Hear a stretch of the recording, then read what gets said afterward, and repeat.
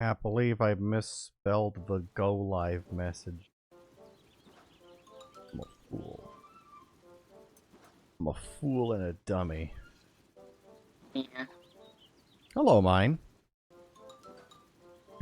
You won't believe what we have in store for Wit. We found the opposite of gameplay. Literally just reading. Why does my screen look so fuzzy? That's weird. It Seems does like look a little fuzzy. seems like blurry. Like that's not even an OBS thing. Like my actual game looks really blurry. Ah, Weird. that's not good. I mean, it's also a stream thing. I just saw mine's message. Oh, well, that could be a thing on my end. Map looks alright. Than actually outside. Yeah, it's weird. I don't know. But yeah, we're gonna do some reading time. Cause it was way too late by the time Thursday came around. I didn't get to finish the treasure logs. Everyone settle down. Get nice and cozy. While I read shit. For probably an hour. Wait, everybody! Wait, everybody! Treasure! See, mine's excited. Oh, I just realized I'm still holding the Smash controller. I'm like, why does this feel weird? I didn't know you could change day-night. Interesting. Treasure catalog, the universal rubber cutie. I can get the... Oh, there is no ZR. I have to... Not on a Switch, or not on a OG GameCube controller. Come on, Joy-Cons. Believe in you. Joy-Cons? Hello? What in the hell? You might need to go into your controllers.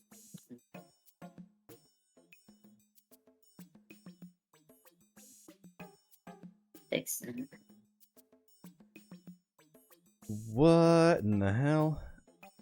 Why are they not reading? What? Neither of my Joy-Cons are connecting.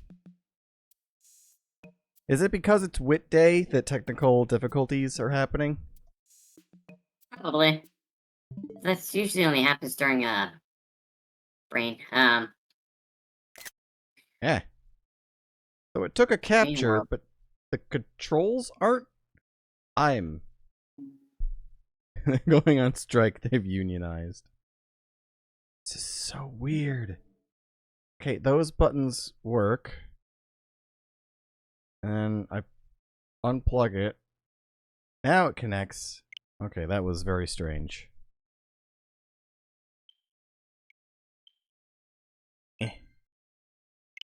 Yes, thank you, Switch. Thank you kindly, so that we can go back to reading. What is it? First time I laid eyes on this treasure, I thought it was a giant aquatic monster. Took me a few paralyzing seconds to realize that it's just a statue. What a relief. If such an attractive creature were to attack me, I'd be too entranced to run away. Olimar fucks ducks. You heard it here first. Yep, you heard it here first. Olimar loves ducks. This thing is huge. It'll take a whole day to eat it in its entirety. It's Okay. it's plastic, you asshole. Oh, I guess he's still going to be unhinged, even when it's just treasures you're looking at. The planetary rubber cutie. Has well-proportioned facial features and a smooth exterior. Its hollow interior allows it to float on water. I thought long and hard about what creature inspired this treasure. Before I knew it, I was petting its beak. I'm powerless in the face of cuteness. Still not sure if it's edible. Also not sure if something could taste as handsome as it looks. Jesus! Oh, fuck. Everyone's horny for ducks. Louis craves the macroplastics. Stately rubber cutie. Compared to the other treasures found, this sculpture is tiny, yet with its beak turned courageously upward and its round eyes brimming with the spirit of adventure, I can't help but admire its gallant image. Beauty really can be found around any corner. This seems like the right portion size for me. God damn it. Dapper Rubber Cutie. When I was a kid, I coveted a black leather jacket that hung in a shop window. It was so cool! I begged my parents to buy it for me, but they just scoffed in my face. So I saved up my pocket change for months and finally bought it myself. Turns out, wearing a leather jacket during the peak of a Hokate summer is a shortcut to getting a heat stroke. It was the last time I ever tried to be cool. It was the day he just decided to become uncool dad forever. I like this color. Gives off a chill aura. It's just very, very short with his descriptions. The dude barely has any thoughts in his skull. Of course it's short.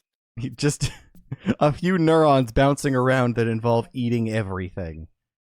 And I bet you he would want to eat that. Yep, it's actually edible, so can't fault him. A normal thing to eat. The Sweet Stumble Knot. A gigantic, brightly colored stick of candy adorned with a ribbon. My guess is it was meant to be a gift for a child, and would be a great souvenir to bring back to my own kids. I'll need to keep a close eye on the spaceship's temperature to prevent its melting during transport. And Louie.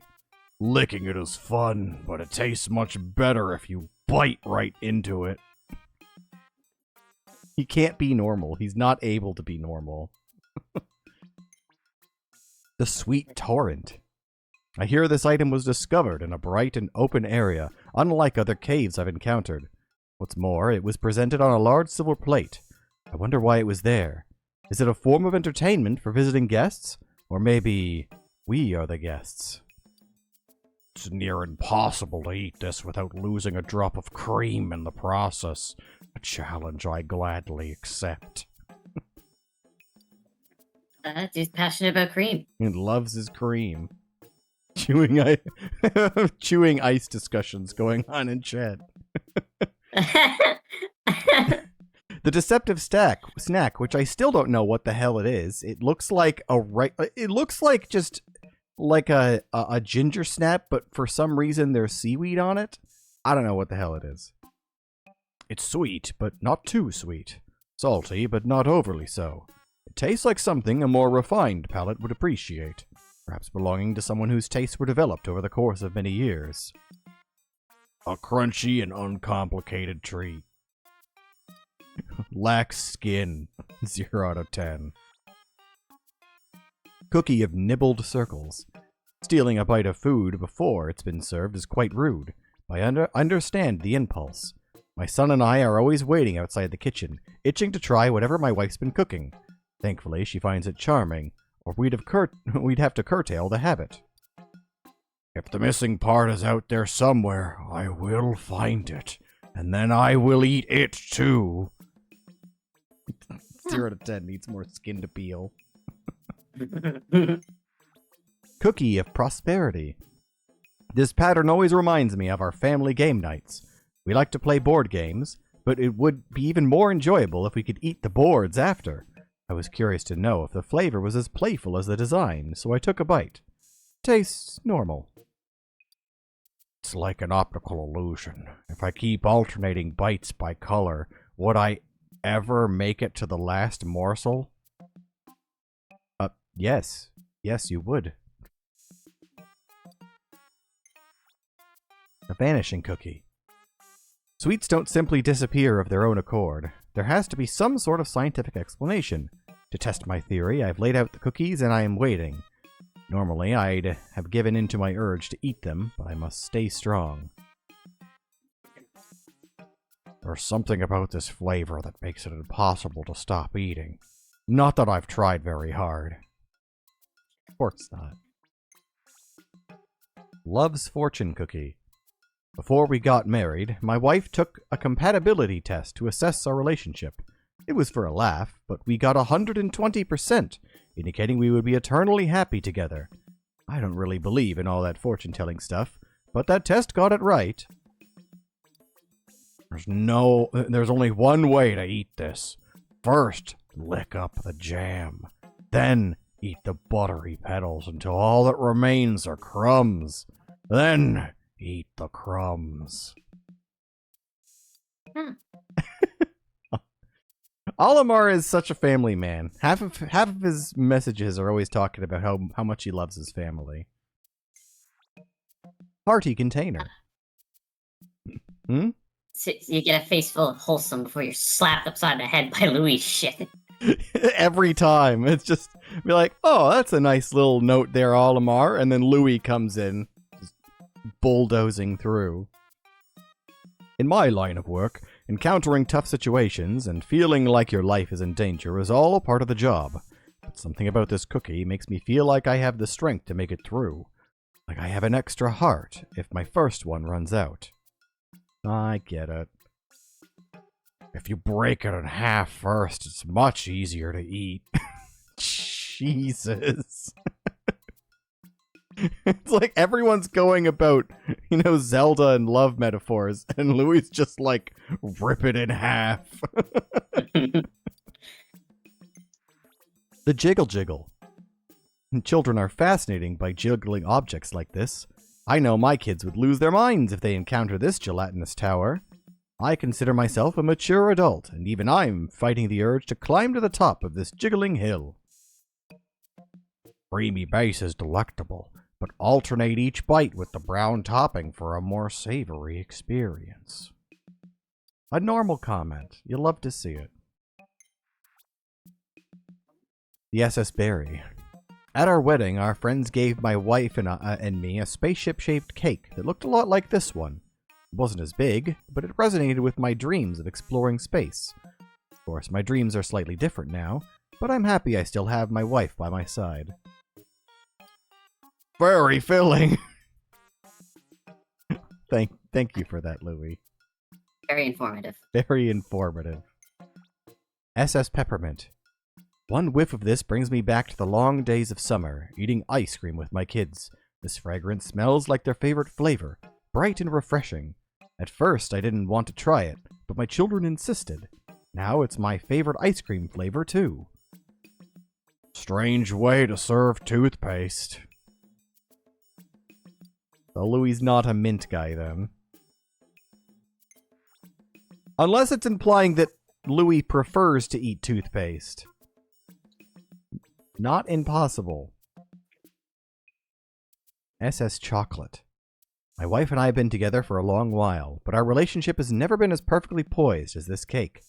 Maybe it's because I'm always flying around space and she's at home trying to keep things together.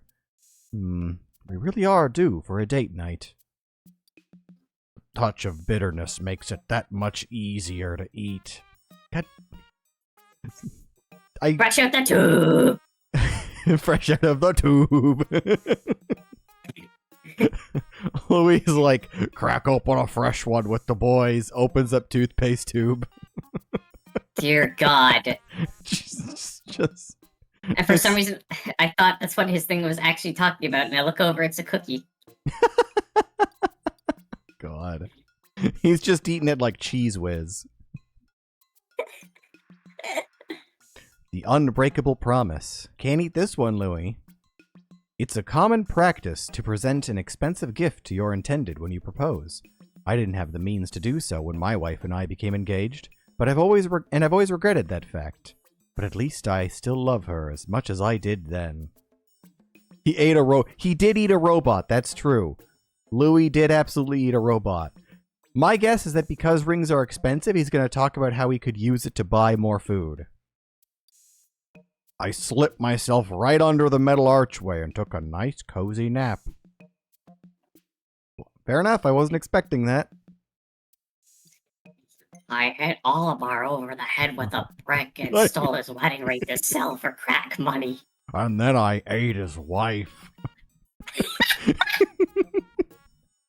The golden vaulting table, the thing that needed 100 Pikmin to carry. Apparently, if you can jump over this, you'll be blessed with great wealth. I'm not the superstitious type, but I'm tempted to give it a try. I could use the extra cash. The only thing standing in my way are my poor middle-aged hip joints. I mean, like, just sell the gold. It's gold as heavy as your spaceship. I bet this would bring in the big bucks. See, at least Louis understands the basic premise here. olfactory sculpture. It's a multi-sensory art experience. You've got the flicker of the flame, the texture of the body, and the glorious scent that just melts into their surroundings. It's so soothing and calming. Getting a bit sleepy here. Is it sleep dev? I like to imagine that this is like a typed journal, so he typed those Z's out. He's just that much of a professional. I set it on fire and it melted. Smells yummy, but unfortunately it's inedible. Princess Pearl. Yeah, that does check out. My daughters loved shiny jewels and trinkets for as long as I can remember. She used to be happy enough with pretty stones and pieces of sea glass, but now all she wants are the more illustrious items like this. Doesn't bode well for my wallet's future. This would be a great gift for Nana. She could use something shiny. I feel like Louis hasn't accepted the fact yet that he already ate Nana. She's gone now. You have to move on. Ah, the sticky jewel. This gemstone is large, but looks kind of cheap. I've only just started to accept that one day someone might propose to my own daughter with a gift like this. I know I should probably give that person a warm welcome, but I already don't like them. Nothing wrong with ring pops. I'm pretty sure this jewel's a fake. We're working with all cylinders with both of them. The Hoop of Healing. I read somewhere that colors can have certain effects on your body. This color seems to calm my mind and help me recover my composure when I'm feeling frazzled in the field. Has an almost healing effect. I stepped inside the circle and spun it all around me. Fair enough. Hoop of Passion. The science of colors intrigues me. For example, I can feel my instincts sharpen and my zest for life intensify when I gaze upon this hue. What would happen if I were to walk through this ring with my wife? Perhaps its powers could reignite the spark between us. Seems viable for a ring toss. Hoop of Fortune. People tend to gather with those who are like-minded, and eventually they become friends and partners. If you want to build a circle of good friends, you must be the kind of person whose company you enjoy. Then you find companionship within yourself as well. Maybe walking through it brings you good luck. Maybe. Hey, Exiled. Welcome to the reading corner. We got me and Porb here for the reading adventures. The Tandem Trainer. I'm no longer trying to catch anyone's eye, but as the sole breadwinner, I need to prioritize my health so I can support my family for years to come. Problem is, I'm so busy supporting them, there's not a lot of time left for push-ups. We'll see how it all turns out. Apparently I should be able to lift this pretty easily, but I gave up after my first try. Yeah, I saw that, Exiled. It is something. That sounds like something. God. Sphere of Fuzzy Feelings. Growing up, I wasn't one for chasing balls or shedding tears over a win or a loss, but my passions were equally absorbing. I wonder why this giant fuzzy sphere has me thinking of more youthful days, and what they were like for the inhabitants of this planet. I like to imagine I'm petting a soft little green creature. Orbital Communication Sphere. Its hard outer shell could withstand severe environments, but the inside appears to be unexpectedly soft. The geological layers are breathtaking. If I had to guess, I'd say this is a scale model of a celestial body. I just can't explain why I would want to hit it with a stick. Hold it tightly between your arms and roll. Feels amazing. An orb of destruction. I can verify that there are indeed 108 stitches on this ball. I counted them myself. The process took me all night to complete. As an explorer, it's important to question things in order to survive. I should be careful not to overdo it. I could smell the salty remnants of sweat and tears on this thing from a mile away. I see we're back to unhinged Louis again. Hooray. The greed inducement device. When I hear the sound this makes, the word paycheck immediately comes to mind. It's followed quickly by the image of my wife's face and her voice reciting our monthly household budget in full. Food, tuition, medical bills. The list goes on, and... What a pleasant rattling sound. I could listen to it all day. That's right, Louis, you greedy fuck. He wants everyone's food and everyone's money. Kill him. Kill him dead. Kill him dead. Disc of Joyous Wisdom. Whenever I hear a joyful song, I'm transported back to family celebrations with live music and dancing. I see my family, all dressed to the nines, looking at me with silly expressions on their faces. I hope to witness that again one day soon. Yeah, I haven't seen a coin purse in ages either. I've like the tiniest little, like, cheap one that I got probably like 12 years ago. I can't help but wonder why this isn't a rice cracker. Because you're always hungry, Louis. Disc of Angry Wisdom. A few years ago, my wife suspected I had betrayed her in some way or another and was furious at me. She was so enraged she could have turned the whole world upside down. It was terrifying, yet comforting to know that I still ignited such passion within her. I like to imagine his wife was mad because it's like, why are you upbeat and positive about everything forever? And then he's just like, this reminds me of flowers. And the first day I met my wife. Just, you cannot stop the positivity. That's why he hasn't had Louis arrested yet. He really, really should. Really should. Getting angry is a good way to spur your appetite. Just food. It's just food and peeling skin and eating eyeballs. That's all Louis is Eat about. your enemies. I want to eat their babies. Yeah, exactly. Disc of Sorrowful Wisdom. What is the purpose of emotions? They give our lives meaning and balance. One could not survive a life of pure sorrow, so we must find delight in things. A life of pleasure would become monotonous, so we should appreciate the bad as much as the good. Suddenly I miss Nana, and I'm overcome by all these sad feelings. Louis, you have to let her go. She's gone. Disc of Amusing Wisdom.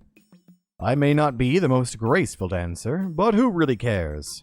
I like to let the music take over and allow my body to go with the flow. Sometimes my wife and I will be freestyling, and it looks like so much fun the kids forget to be embarrassed and can't help but join in. Riding dogs is fun. Okay. Thank you, Louis. What? Disc of Surprising Wisdom. My son is a known prankster and likes to catch my wife and me by surprise. One time he leapt out from behind a garden gnome, and my wife jumped so high in surprise she threw out her back. Since then we've established a strict household no surprises policy. Birthdays are cancelled. You're going to break your mother's back again. Yeah. The first time I was licked by a dog, I thought it was going to eat me. Again, thank you, Louis. I don't know what that has to do with anything. Oh, thank you, Louis. Very cool. Secured Satchel. How many times have I heard my family complain about a jar that won't open, or a door that won't open? And there I am, saying, just run it under hot water, or push, don't pull. However, I've tried both on this bag, and it literally cannot be opened. It's almost like it's a lock. Yeah. If I had to guess, there's something really valuable hidden inside. Both wrong. Both so wrong. Floral instigator. When a flower blooms on a dead tree, it is nothing short of a phenomenon. I've also witnessed flowers bloom on a Pikmin's head after they drink nectar. I suspect this stick shares the same rejuvenating property exhibited by other life forms on this planet. Proved very useful when I stuck it in the ground to mark a spot I wish to return to. Yeah, that's honestly fair. That's actually like the most useful of the things that I think any of the three of them said about this item. Which is really funny, because it's Louis. Because it's Louis. Fascinating item. This one time when I was a kid, my parents had a big fight and refused to speak to each other. I went back and forth, mediating until the argument was resolved. I'd like to say... To do to a kid. What? I said, oh, that's real healthy to do to a kid. Yeah. I'd like to say it was for the sake of their love, but I was just tired of waiting for dinner. Did it for the sake of food. Could be useful for plating food. The holes might be a problem, but otherwise it's perfect. The trap lid. I found that this planet is riddled with underground caverns and passageways. I love to explore this place, but it feels like I'm in constant danger of falling into a hole. This lid must have been used to warn previous inhabitants of nearby pitfalls. I think this might be money. Hopefully I'll be able to collect some more. Both wrong, but good efforts, I suppose. Perforated raft. I'd equipped the underside of this raft with floats so that it hovers above the water's surface, making it possible to sail without sinking. Then I'd plug the holes with magnifying lenses so I could peer underwater safely. The more I lick it, the tastier it gets. What, is he just like the lamination? Louis loves glue and lamination. I think we've...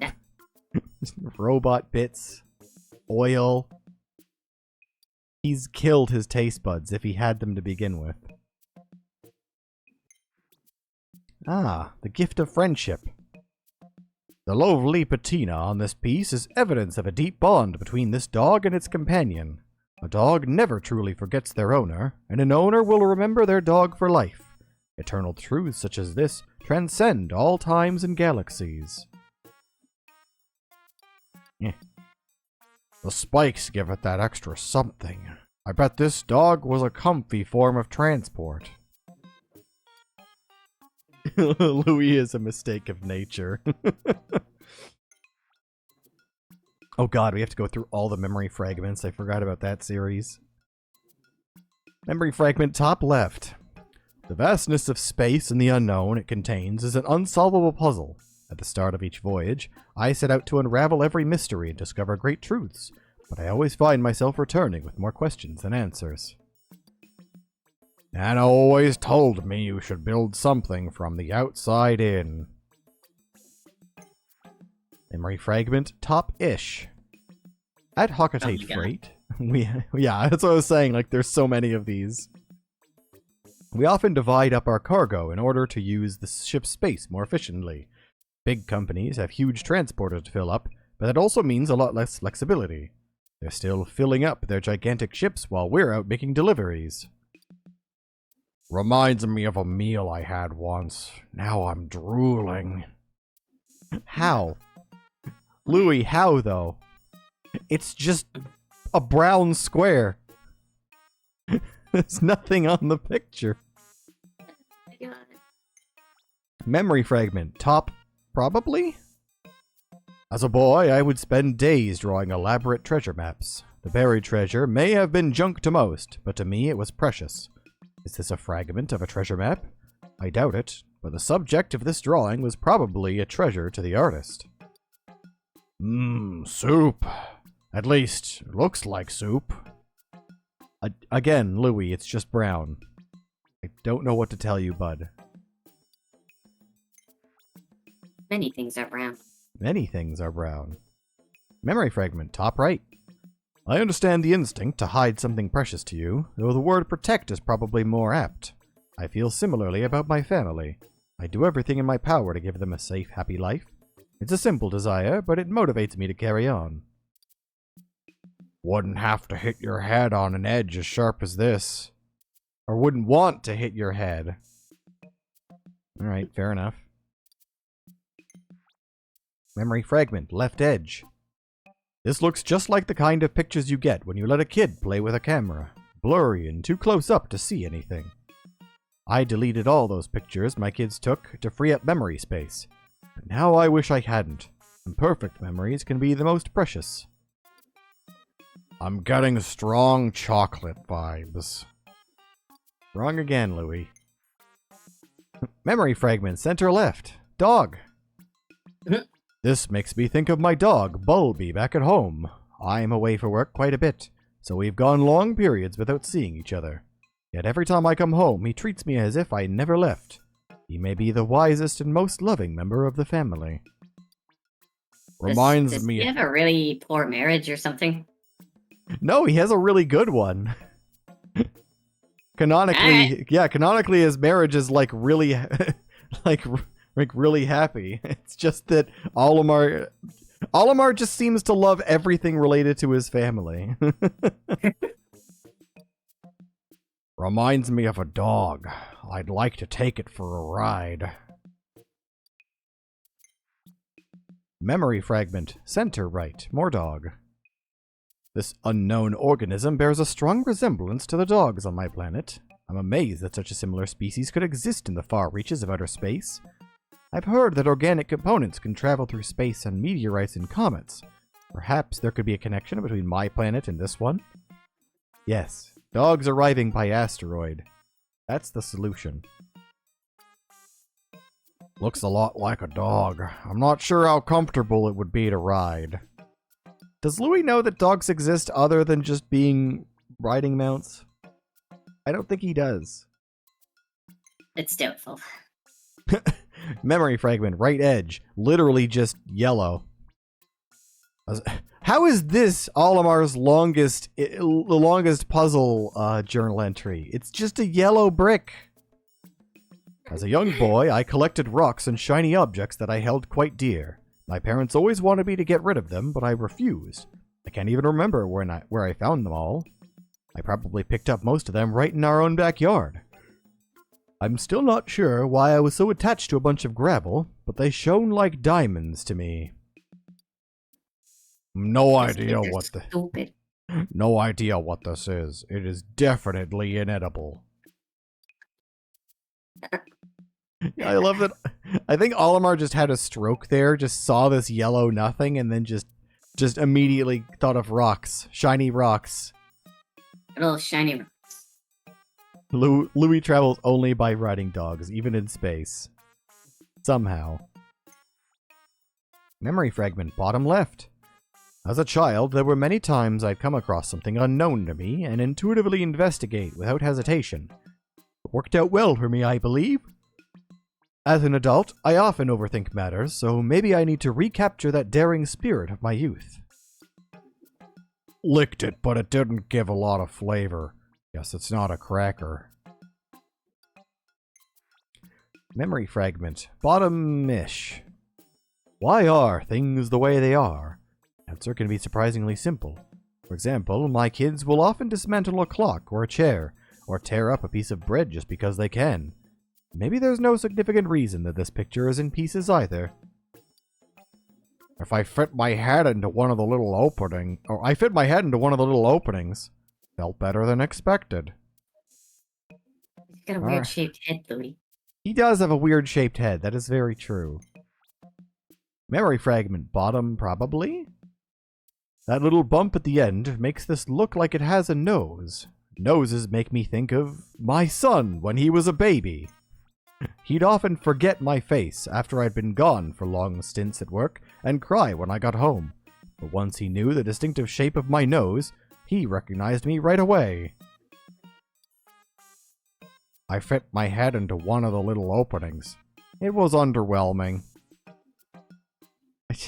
God damn it, Louis. Memory fragment, bottom right. Did I dream of becoming a glorified delivery man? Or was adventure my true goal, given my current circumstances? Who knows? I'm proud to say I've achieved both, but the president might see it differently. I'm worried about my annual bonus.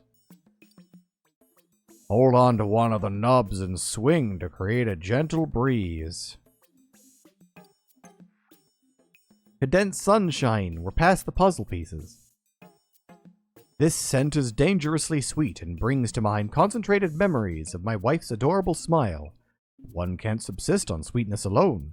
You also need solid qualities like trust and patience. Having those is like a big hearty breakfast for the soul. Opened the lid for a peek and fell straight in. I've never tasted better. What? The flaky temptation. This is an extremely dangerous food. Its light and airy appearance belies a rich and indulgent interior. Before you finished one, you're already reaching for the next. Is it even possible to deny such temptation? Do I even want to? Can be toasted, stuffed with all kinds of fillings, or slathered in jam, but it tastes best as is. He occasionally peels his own skin off and eats it. Louis' like, I can't believe I'm a source of infinite food. My skin just grows right back. Oh, dear God. The cushion cake. A nap in the pilot's seat sometimes. I nap in the pilot's seat sometimes, but a cushion like this would be a great alternative. The only weird part is that it's edible. That means something or someone could eat it right out from under you? That's a major drawback. For eating, drinking, and napping. Just set it on the ground, fill the pockets with juice, lay down and enjoy. The fuck does he mean fill the pockets with juice? Oh, the waffle pockets. The waffle holes. Why would you lay down on that? He's using it as a cushion. He's making it wet, filling it with juice. Yep. He sits in one hole and he fills the other holes with juice. Oh my fucking God.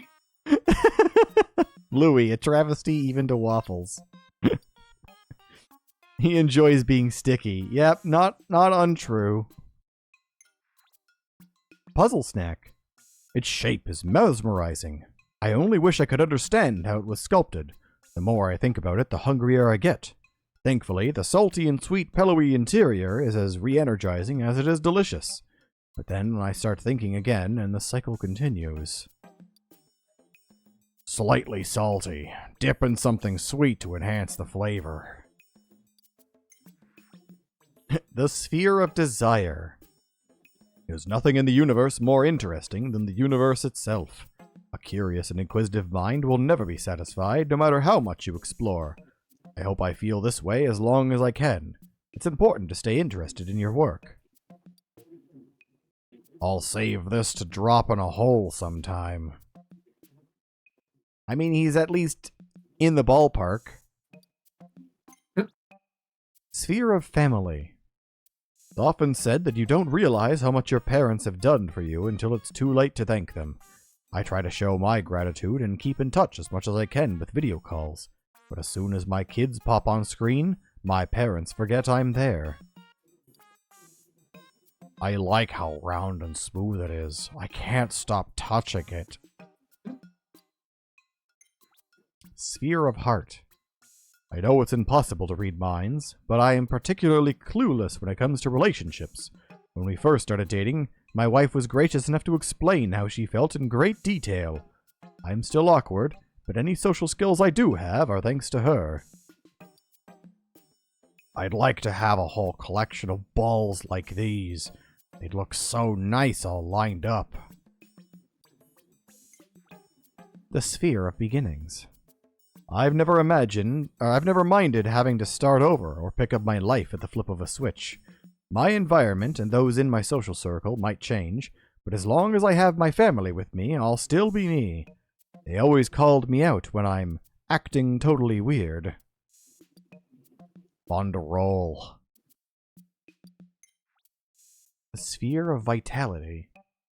It's become painfully obvious to me that the mind and body are closely linked. Spending too much time away from the family is hard on my mental health, and it visibly takes its toll on my body, even when I eat healthy and exercise. I really miss them.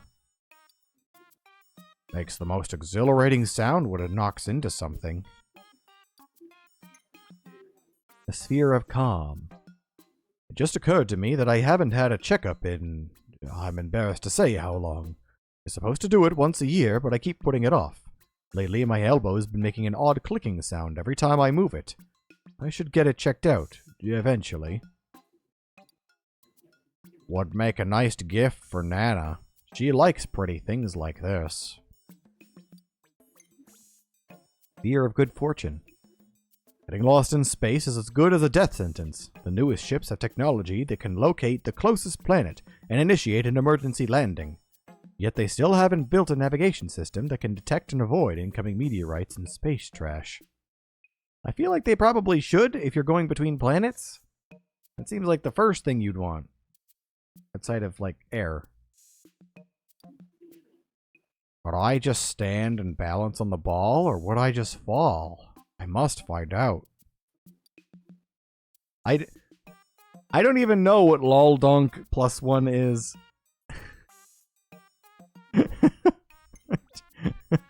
What?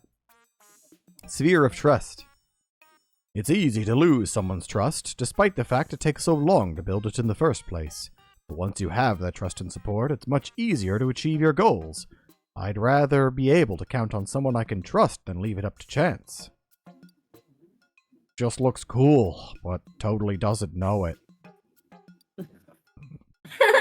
Or, sure thing, Louie. Oh, Louie in denial of Nana's death count. I love it. Perfect. Oh my god. Sphere of support. I never considered myself to be someone with a lot of inner strength or fortitude, but my wife seems to disagree. I must be playing it way too cool when we're together. Looks lonely. This is the kind of ball that's at home in the middle of a crowd. Those are two opposite statements. What? The sphere of truth. You know, it's funny. I've seen a lot of like pool balls, and I've never seen one with red dots on it. Me neither. I don't know if that's just like a regional thing. It's a regional dot. Oh my god. Why would you do this? This ball is meant to represent truth, but the truth is never truly black or white. It's both subjective and objective, and extremely tricky. I think the color gray would make more sense than this for this object, or maybe that hideous brown you get when you mix all the paint colors together. I should draw the boss's face on this and roll it far, far away. Mine, how could you? Sunseed berry. The scent of this fruit tickles my heart for some reason. It makes me think back on summer memories, my wife smiling at me in the sunlight. She'd probably have a good laugh if she ever read this, but that wouldn't be so bad. I happen to love that sound. You can't even make a count for Olimar talking about his family, because it's like 95% of the journal entries. Eat them as is or with a dollop of cream. The sweetest juice is concentrated at the tip. I bet you really like the juice of the tip, Louis. Especially when he eats it with cream.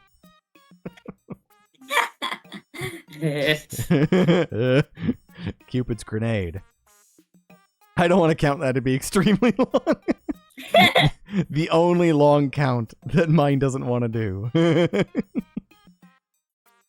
What a perplexing plant. It appears to be carrying two different types of berries. They must be a rare species of fruit.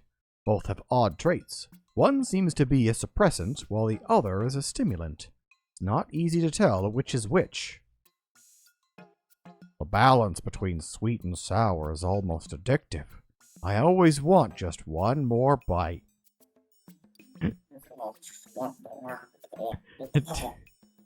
Found Louie's waffle cushion. It's strawberry.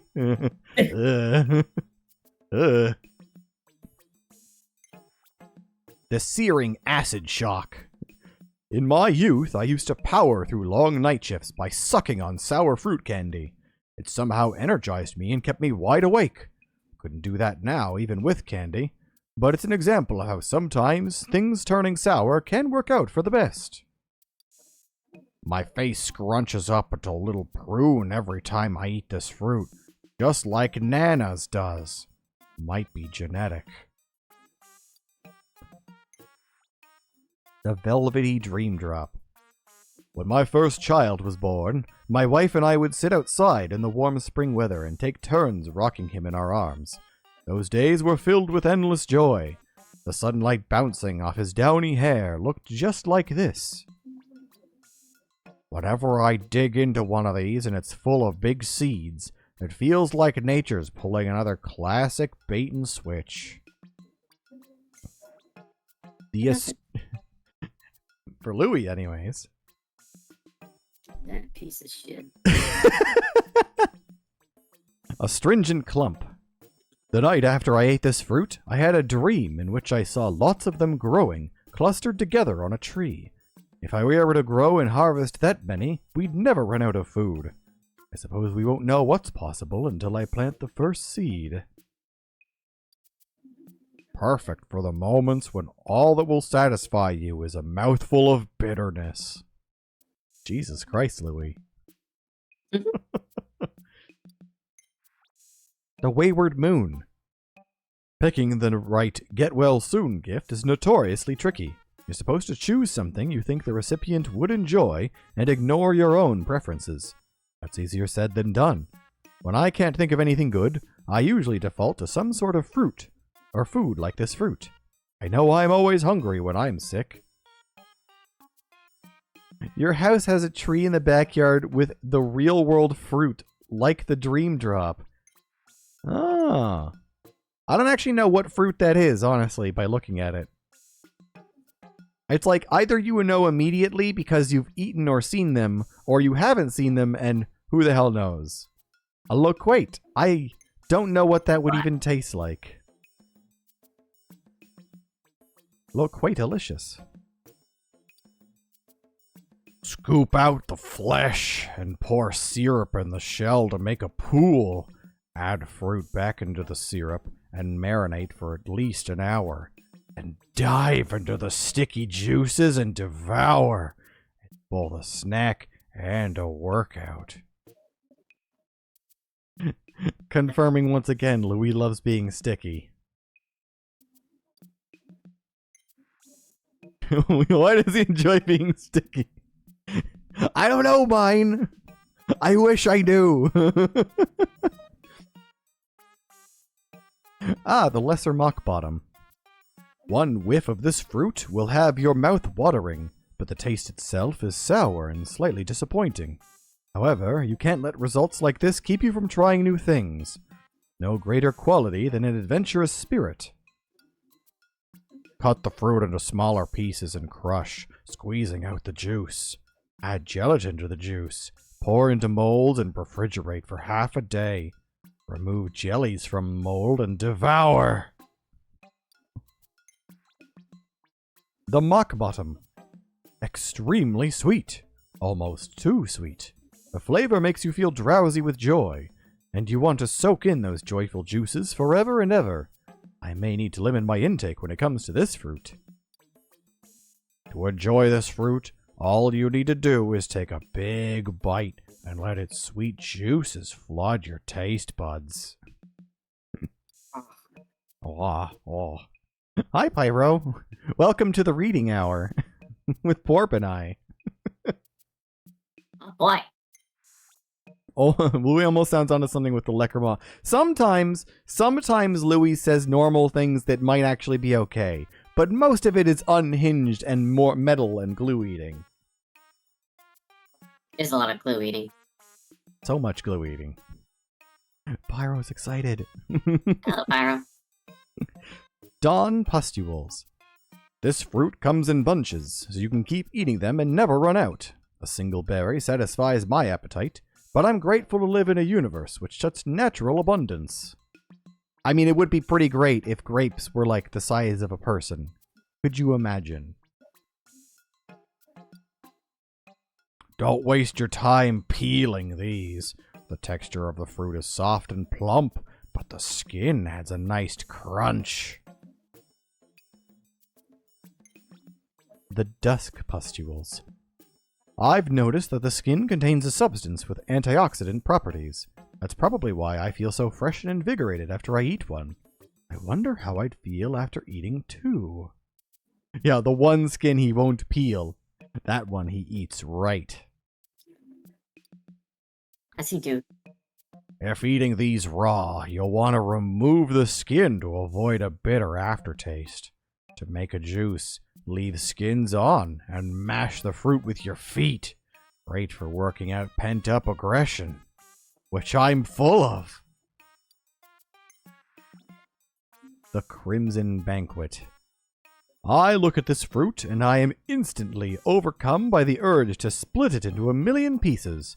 I closed my eyes to avoid the thought, but the impulse just got stronger. I must be holding on to a deep desire to take on and defeat a giant spherical obstacle. Oh, because of all the spider enemies. But does he skin those? He does skin the red ones. He doesn't skin the green grapes, but he does skin the red grapes. Sprinkle with a hint of salt to enhance its sweetness. Okay, that's another weird thing we can add on the list, is that Louis eats watermelon with salt on it. Oh, God.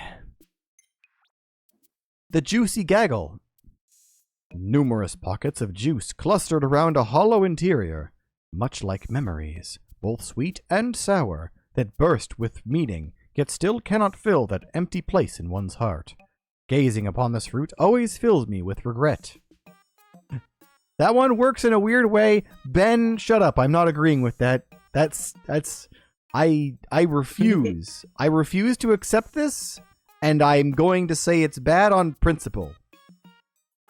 You can put salt on brownies, but not on watermelon, goddammit. I'm putting my foot down there. Pull off the juice pockets one by one and sip their contents. Macerate the remaining fruit with sugar and enjoy on top of ice cream or yogurt.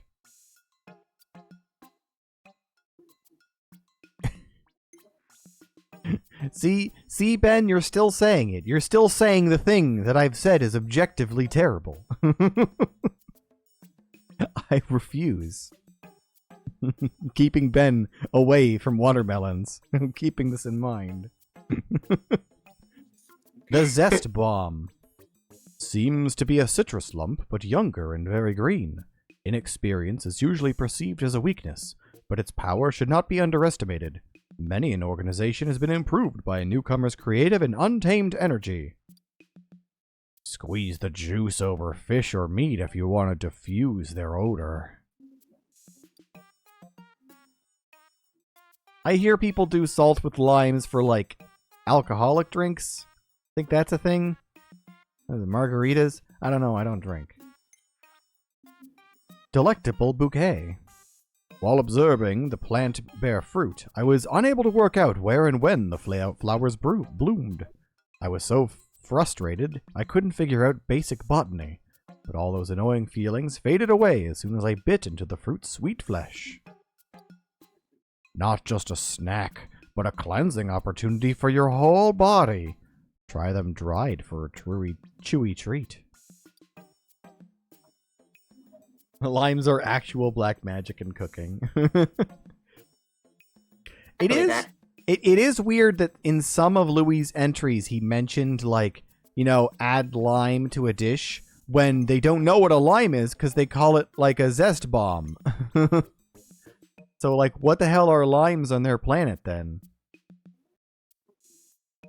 You can't taste lime in something, but you can taste when it's missing. That is true. Well, I mean, that's definitely true for key lime pie, I'll tell you that much. Then it just tastes like nothing.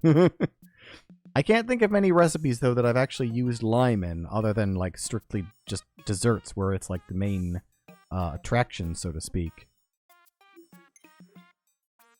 The Portable Sunset. This fruit reminds me of a particular sunset I witnessed years ago. My son and I were walking home together one evening, and the sun was setting right across our path. I remember it like it was yesterday. It wasn't spectacular in the least, but I'll never forget it.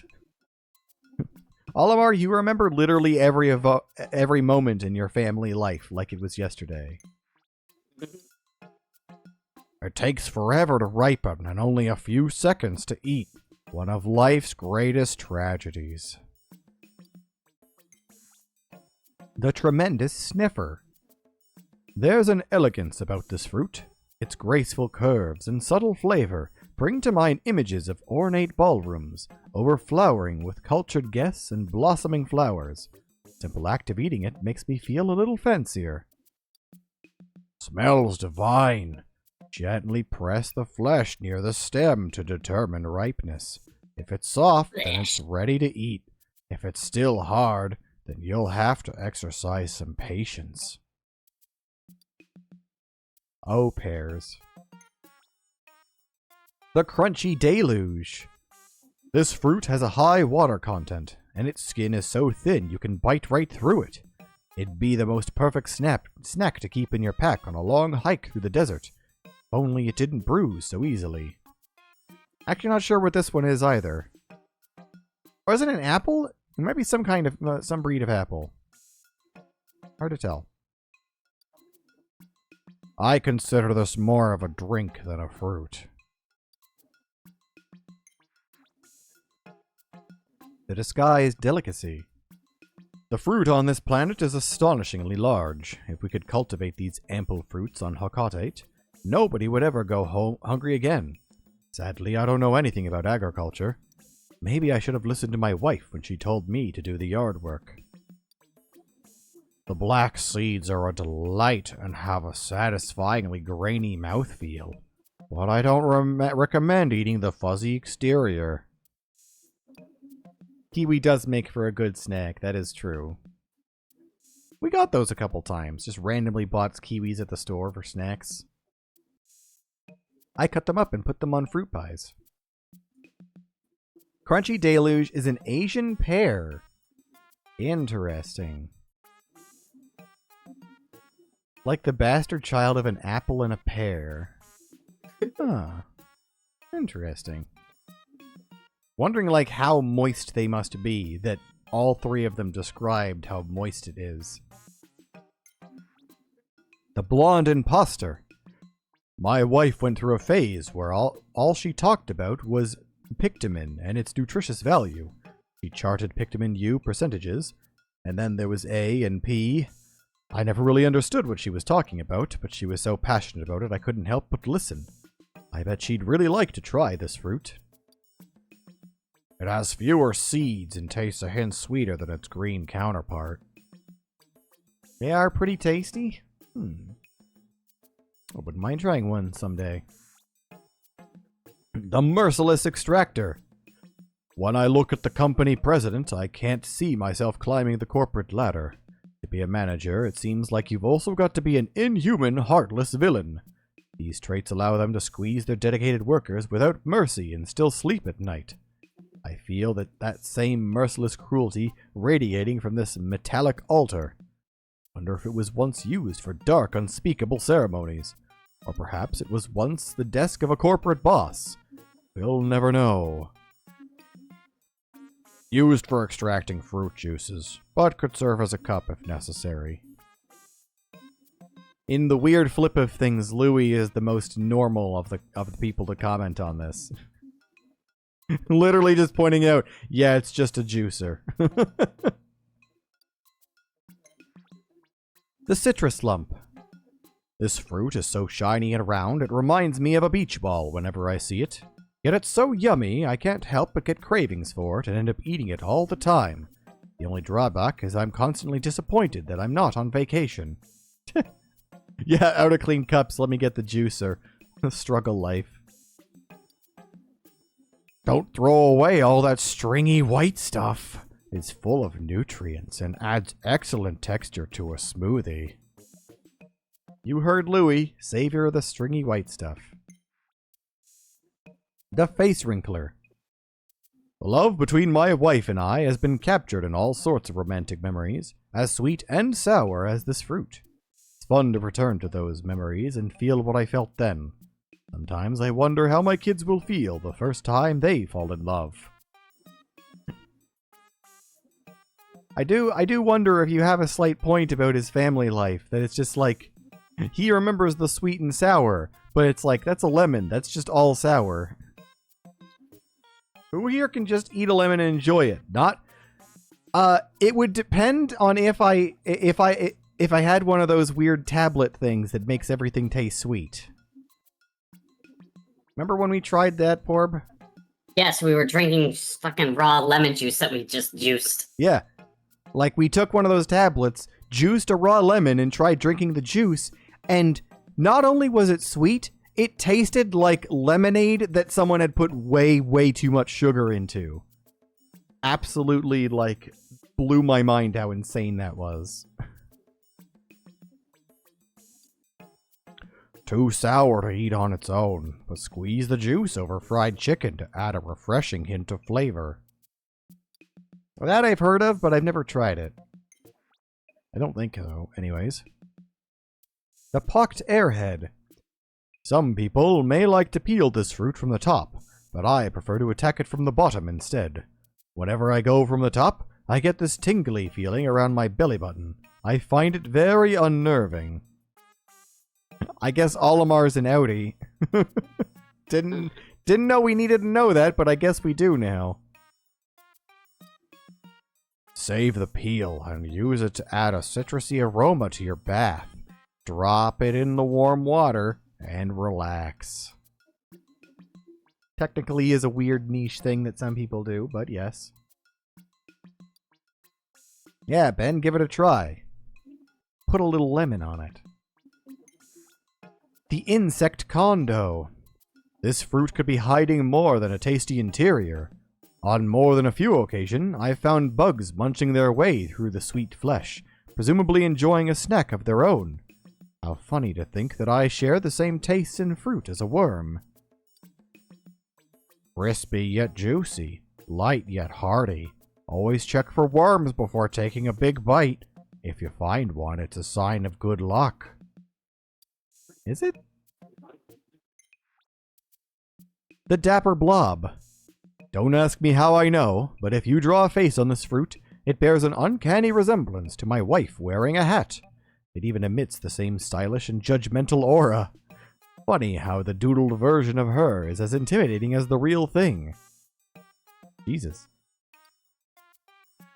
Peeling this fruit is a surefire way to dye your fingers purple, and it'll be a while before they go back to normal. Yeah, that's what I'm thinking too, Ben. It's like, I've never heard of it before, but like, I could absolutely see that being a real thing. The Scaly Custard. The hard, scaly shell that covers this fruit gets softer and darker as it ripens, so determining the optimal time to peel and eat it can be difficult. It's as if the fruit is actively trying to sabotage your enjoyment of it. I've never known produce to be so sneaky. Tastes rich and satisfying. So buttery you could almost confuse it with the real thing. Almost. With custard? Maybe? You mashed it? I don't know. Weird. Fresh avocado. The Seed Hive. Another fruit that I don't know what it is. Is that a mango? Might be a mango. It's like close to, but then also kind of not. Yeah, that's what I'm thinking too, Ben. It's like I'm kind of seeing it, but... I always thought it was better to eat fruit when it's ripe, but this one is just as enjoyable and nutritious when it's green. The same can be said about creatures like us. Many think maturity is superior, but inexperience and youth are what provide fresh perspectives. I mean, that has, like, Olimar, you can't phrase sentences like that because Louis is nearby. If you start saying that people are enjoyable and nutritious when green, Louis is gonna start eating your kids. Packed with seeds. Don't stare at them for too long or you might start to feel a bit dizzy. Okay, definitely not a mango then. The stellar extrusion. To look at a cross-section of this fruit, you'd think it was a drawing of a star, like one my son would make. Stars don't actually look like that, so why do we draw them this way? Maybe the secret to the universe is hidden within those 5 points. It sorta looks like a sea cucumber until you slice it open. Then you're basically staring at a starfish. Who's to say, yeah, you're not wrong, we might have already tried. Heroine's Tear. Peeling this fruit is arduous due to its soft skin. When I tried to eat it without first removing the peel, a rash developed around my mouth. I had better success when I slit grid-like cuts into the skin and flipped it inside out. Results were delicious. Oh, Jesus. Is it normal to get rashes when trying to deal with this fruit? Weird. Its meat has a subtle sweetness, and it's almost creamy. If I close my eyes while eating it, I'm transported to a tropical locale. Yeah, that's what I'm wondering too. Like, this could also be a mango, but I don't know what they're talking about with getting a rash around your mouth. Oh, maybe it's because, like, maybe because, like, he's eating the peel as well, and, like, maybe there's some slight toxicity to the peel. It's some kind of tropical fruit, because that's the series it's in. The Slapstick Crescent. I must confess, I once slipped and fell on a peel that I thoughtlessly discarded on the floor after eating the fruit inside. I'm really too old to be making mistakes like that. I can even hear my own voice scolding myself. Don't forget to clean up your trash. Which, like, how? How do you eat a banana and then decide, floor? Like, what? Oh, banana. Ah, the taste of healthy yet unremarkable choices. The Fire-Breathing Feast. Throughout my life, I've met people who seemed flashy or fancy, but were actually quite down to earth. I've also met people who are as arrogant as they looked. The same lesson should be applied to this fruit. It looks pretty intimidating, but what's on the inside? Despite its intimidating exterior, the inside is surprisingly sweet. If you eat the red ones, you'll be in for a more colorful surprise when you relieve yourself the next day. Oh. I didn't need to know that, Louis. Thank you. Turned your shit red. The Dusty Bed. Hey, we're out of fruits. In the bedtime series. I've heard this mattress possesses miraculous relaxation properties that promise the most restless sleeper a good night of sleep. I was curious to know how this would affect me. Who could literally sleep anywhere? Would I ever wake up again? Thankfully, I did. I jumped on it and was engulfed by a cloud of white smoke. The Doggy Bed. My beloved dog Bulby has the impressive ability to fall asleep anywhere he wants. We have that in common. This habit is also one of my wife's biggest pet peeves. Perhaps if Bulby had a designated bed, it would create a bit more harmony at home. It smells like soap. Maybe I wouldn't need to shower anymore if I slept on it. Ugh. Unwashed Louie eating flesh in the kitchen. Birdie Bed. Research has shown that sound waves created by a chirping bird are naturally comforting and induce sleep. Now, I don't have any strong preferences when it comes to bedding, but if this makes me feel like I'm sleeping on a forest floor, it could be worth a try. Useless for sleeping. Its shape keeps making my mouth water, and I could never fall asleep hungry. Just looks vaguely like a duck, and that's enough for Louis to be salivating in his sleep. Soap dodger Louis. Louis's one of those guys who doesn't wipe his ass because he thinks it's weird. Fishy Bed. This thing reminds me of this one time I was fixing the hull of the SS Dolphin. The combination of the sun and zero gravity created an illusion. It was as if I was a fish floating in the open sea. But in fact, I was just me, floating in a sea of space debris. He enjoys letting it crust. No! Oh! Oh, I didn't want it phrased like that. Oh, mine. Oh, God. I kind of zoned out there, and I'm glad for it. Be glad. You zoned out and avoided it. I bit into this object while half asleep. It was completely devoid of flavor. Oh. The granddaughter dollhead. I look forward to one day looking upon the face of my grandchild. If it's as cute as this one, I couldn't help but dote on them. But it doesn't really matter what they look like, or if they resemble me or someone else in my family. I've always thought that grandchildren are meant to be spoiled. Cute hat, but makes it hard to see. The gifting vase. I used to know a guy who would never give in to his kids when they begged him for something. Get one look from his grandkids, and he'd give them anything he wanted. It seems that a grandchild possesses immense powers of persuasion. Or it's just magic. Flip it upside down, crawl underneath, and you've got an instant fort. The daughter doll head. Children often exhibit both the positive and negative qualities of their parents. I think that's why we feel for them so much. What's more, we want them to keep improving and even exceed the expectations we set for ourselves. It's hard work being a kid. I'm fighting the urge to add nose hairs or a mustache. Oh, angry eyebrows. The mooching vase. I've worked hard so I wouldn't be a financial burden on my parents, and I don't want my kids to be dependent on me when they grow up. A parent's job is to raise independent children, but not too independent. You still want them to come home for the holidays. Probably used to take baths al fresco. The woody smell is quite soothing. The mama doll head.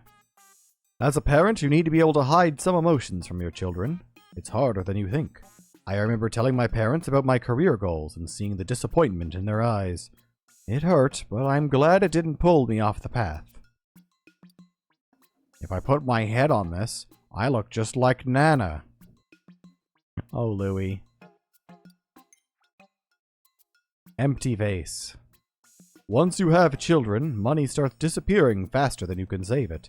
My wife always says, if it's for the children, it's worth it. I admire her enormous heart. Still, every year it seems like the children get more and more expensive. Walking on the rim of this object is a thrilling yet difficult challenge. Ah, the king of meats, my favorite item in this game. It is quite the item of all time. As soon as it burst out, just, my god. I never expected to find such an appetizing cut of meat in a dark underground lair. Why was it there? How was it made? And is there a reason for its large size? I imagine it was an offering to some great figure. I shall pay my respects later as well. The big ham. Big enough that no one will notice if I slice off a bit to sample the flavor.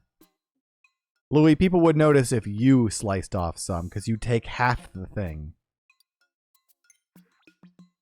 The maestro of flavor. I'm not sure why you'd want to eat raw fish. I got the wrong voice. I'm not sure why you'd want to eat raw fish. Maybe cookery on this planet advanced so far they were able to recreate the essence of the original ingredients. It'd be easier to eat if I could cut it down to small pieces, but that might be insulting to the chef. Perfect for dipping. The right sauce can bring out all kinds of unexpected flavors and aromatics. Oh no, why is that a count? Ah. The belted delicacy. I understand the white granular parts on the bottom to be fish eggs. One time when I was fishing with my son, we caught a fish who was carrying eggs like these. It was a revelatory moment for him to see how life can differ from species to species. A more sophisticated palate will appreciate the notes of umami in the yellow sponge-like layer. The fish bed snack. One of my favorite birthday gifts as a child was a book I received called 20,000 Millimeters Under the Sea. I believe I owe my adventurous spirit to that novel. How funny that a piece of seafood from a different planet could remind me of my childhood self. Imagine how hard it is to do deep sea exploration with these guys. Or maybe it's easier? I don't know. I feel like it might also be easier. There are some things that become easier and harder when you're like really, really tiny in size. Like lifting things and getting to space. An excellent palate cleanser. Puts you in the mood for a strong cup of tea. The Four Grill Brothers. I can tell it'd give me tons of power and stamina.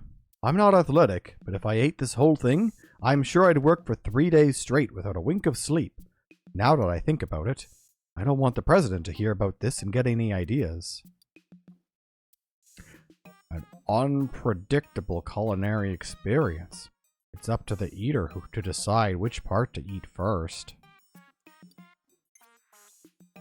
Barb! What's up? Maybe you could read Louis, help my throat. Oh my god. Sure.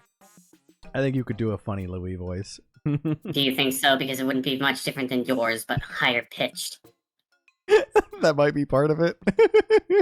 I see. Just channel brown mouth. There you go. Pluie.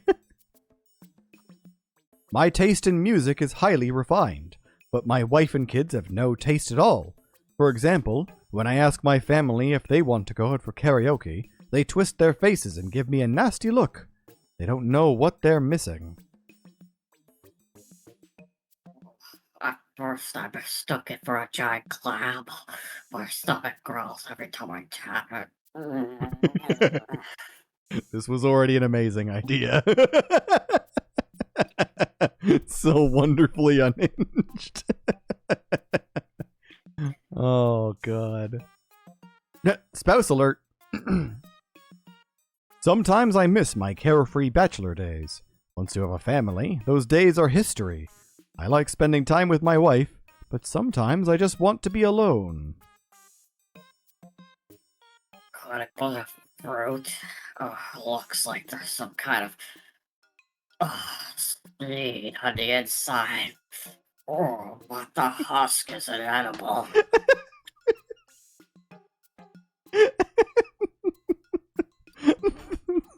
The pause on seed.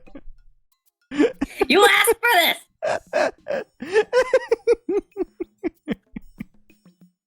The Path Creator. When I was a kid, I set up the alarm system at my primary school just to see what would happen. As predicted, I was scolded. But I have no regrets. We are naturally curious creatures. Why else would we be here? I still get the urge to set off alarms, but sadly, I've gotten better at resisting those impulses. I made the mistake of entering the golden bowl and bringing it from within. Oh, the noise was deafening. God damn. Louis just gets in the bell and rings it. An asshole. What a metal eater. The time marker. Despite its solemn appearance, the sound emitted by this object is airy and bright. It reminds me of the innocence and wonder that lives in the heart of a young child. It's important never to lose that sense of childlike wonder. I know I haven't. Beware. It's easy to get stuck when you climb up into it. Climb into it. Climb in the bell. The wind detector. Unpainted spaceships look a lot like this, shiny and ripe for adventure. As a kid, I would go down to the spaceship dock just to watch the ships being assembled. That's where I started to dream big. In reality, this is likely some kind of noisemaker. Despite its appearance, this is not a chocolate bar. Oh, I chipped a tooth when I tried to bite through the foil wrapper. What the fuck, Louis? This implies that he gets chocolate bars, buys them, and just bites through the wrapper and everything. I wouldn't put it past him, to be honest. I love the foil. It reminds me of skin. So crunchy, like freshly peeled flesh. The ambiguous hostel. Based on its shape and where it was found, I've deduced this is a nest for some type of aquatic creature. On Hockatate, fish are known to use sunken buildings and objects like this, like their own underwater apartments. I'm sure many a life flourished here. Put my nose through one of the holes and smelled something odd. What does that mean? What does that mean? Why did he smell something odd when he sniffed the ocarina? You know. Oh, God. I'm so confused by that description, Louis. The Megahorn. I'm not sure my eardrums will ever recover from the thunderous noise emitted by this artifact. I can only imagine it played a role in many a naughty child's practical joke. If I had one of these as a kid, I'm sure I would have been a terror.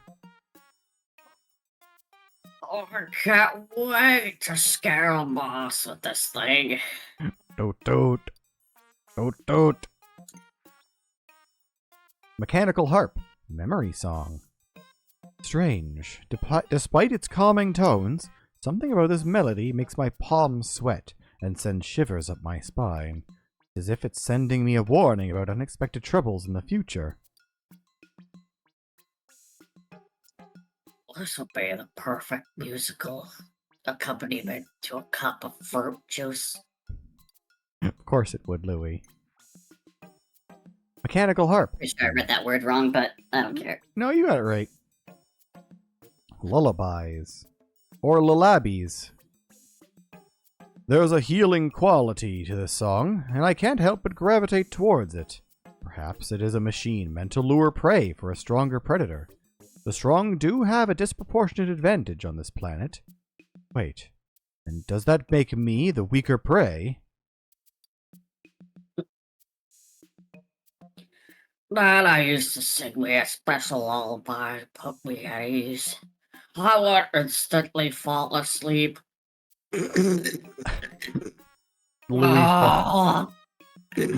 Louis falling asleep, dreaming that Nana is still alive. The only song I actually recognized. The Song of Storms. My son is always playing some sort of adventure game. He becomes the hero, defeats his arch-nemesis, and saves the day at last. I admire heroic figures like that, but if given the choice, I'd choose my own life again and again. Song is positively invigorating. I can't stop listening to it. Louis doing more than listening. Oh god. I don't know if you recognized any of their two songs either. I didn't hear them, to be honest. I don't think it was present when you found those. Well, we got, where the hell was it? It's like, look closer. There we go. This one is one time I was watching you while playing Night Rain, so it was a matter of dividing my focus. That is true. Also, I'm realizing I should probably, like, share my window with you so that you don't have it delayed. Delayed and muted. Oh. So, because your voice otherwise rings out twice. Oh god, yeah, that's not good. Hold on. I remember how to I remember how to do this. I remember how to do this. Do you? I remember how to do this. I did it, I think. Yes, you did. Hey, and now you can hear it. Yes, I can. Wonderful. Okay, I got that working. All sorted. But yeah, you recognize this one easy.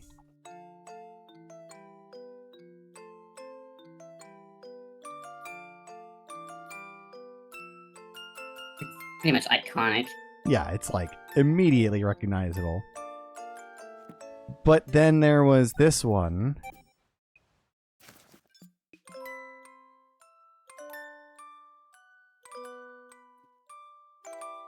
When you approach a piranha plant as it's sleeping in Super Mario 64, it plays this tone. I don't know if that's exactly where it's from, but that's where I've heard it. Interesting. Okay, so it's a Super Mario song. Yeah, Mario 64. Hmm. And that means that this one has to be similarly iconic, but I have no idea what it is.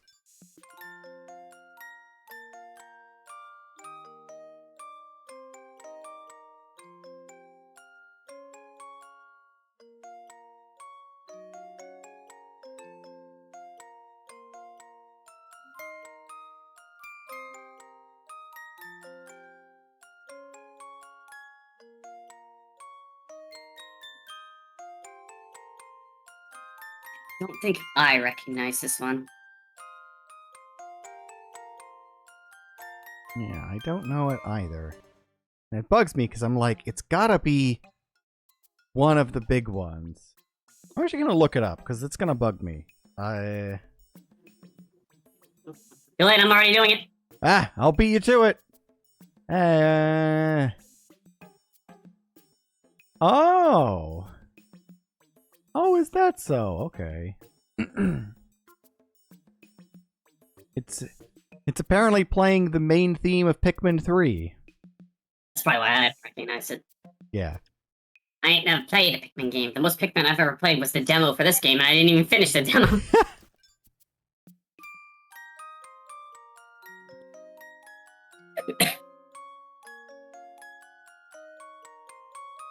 Was this a different one? No, same one. Okay.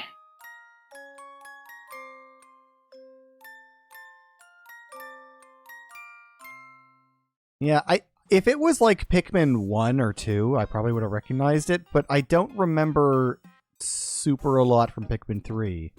Pikmin 3 was like a really short game, so it's like not very solid in my memory. Fair enough. Never picked them in at all, so you wouldn't recognize. That's fair. The Emperor Whistle. When I blow air into this rock, it makes the hair on my neck stick straight up. But if I blow a little harder, the sound becomes crackly and soft. It's so pathetic I can't help but burst into a fit of giggles whenever I hear it. The sound this makes would wake even a deep sleeper like Nana. Louis, you have She's to... alive, I swear. Oh, she's alive, I swear. Don't look at the couch. Don't. The Shake a Smile. Septic tank. Oh, God. This object rattles when you move it. It sounds quite similar to the frequency emitted by baby goods on my home planet. I imagine this would work in a pinch if you had a crying baby and you needed to soothe. Reminds me of Nana. Louis, you have to give up. You have to recognize that she's gone. Oh, it's so sad. Be glad she's dead so she doesn't know what a freak you are. Oh, we both know she endorses it. God. Wrote into her will, Louis, you must eat me. The Amplified Amplifier. I wasn't surprised to discover this had been found inside a groovy Longlegs deep underground. It certainly gives off the same vibes as a creature made of inorganic and organic materials. On a separate note, every time I look at it, I want to dance. So fun to just jump up and down on it. No, Louis, that'll break it. Don't do that. You can't contain me. I am Louis. The Double Dragon-Eyed Scope. It's reminiscent of a telescope I had when I was a kid. My father and I would stare up at the skies together and talk about our discoveries. That telescope nurtured my adventurous spirit. I'd love to meet the adventurer who peeked into these lenses. it from the bigger end. Everything seemed tiny. I felt like a giant. You don't want Giant Louie. It will just be Attack on Titan. I am Louie, peeler of skin. You can't stop me, for I am Louis, peeler of skin. Oh, God. The temporal mechanism. I was entranced by the long needle as it spun round and round, and I completely lost track of time. This object doesn't strike me as otherworldly. Whenever I look at it, it's like I can feel the space-time continuum bending around me. The long stick ticks along a lot faster than the short one. If I had to pick, I'd choose the laid-back one. Louie just wants to relax. Mood. It's like he says he wants to relax, but then half the game he was just running away kidnapping people. Like, just stop for 2 seconds, you asshole. What was even his motivation for doing that? Literally, I have no idea. Just kept on randomly kidnapping people and then running away and being annoyed when he chased after him. Like, but what the fuck are you doing? The Director of Destiny. The arrow-like object floating in the center appears to move around at will, but it's actually always pointing in the same direction. Could be trying to point me towards my destiny, but I'd rather figure that out on my own. I don't feel like it's a good thing if an astronaut doesn't know what a compass is. He's managed to go to different planets and he doesn't understand magnetic fields yet. That'd be useful for food storage. I just need to figure out how to open it. Now we know. Louis wants to store his food in a blender. Maybe that's why he keeps... His voice, I literally just block off any air flow through my nose. And lower my larynx a bit. Yeah, I could believe it. That's like I look at Louis' face as you do the voice, and it's perfect. Yeah, maybe that's why he keeps crashing. Like Olimar keeps crashing into everything because he never learned how to actually fly the ships he's flying. Yeah, he's employed, so what does that say about his employers? Well, considering that the second game is them going bankrupt. Yeah. The Detective's Truth Seeker. Everything looks so much bigger when you peer through this lens. You can see the smallest of details and all the different components that make up a single object. That's the proper way to conduct a scientific investigation. Well, as fun as it is to make food appear larger, this object can't actually increase the amount. It's a real bummer. Only Louis, on a planet where all of the food is routinely the size of buildings compared to them, would be complaining about how little food there is. He is the reason for their food shortage. The Unlimited Locomotive.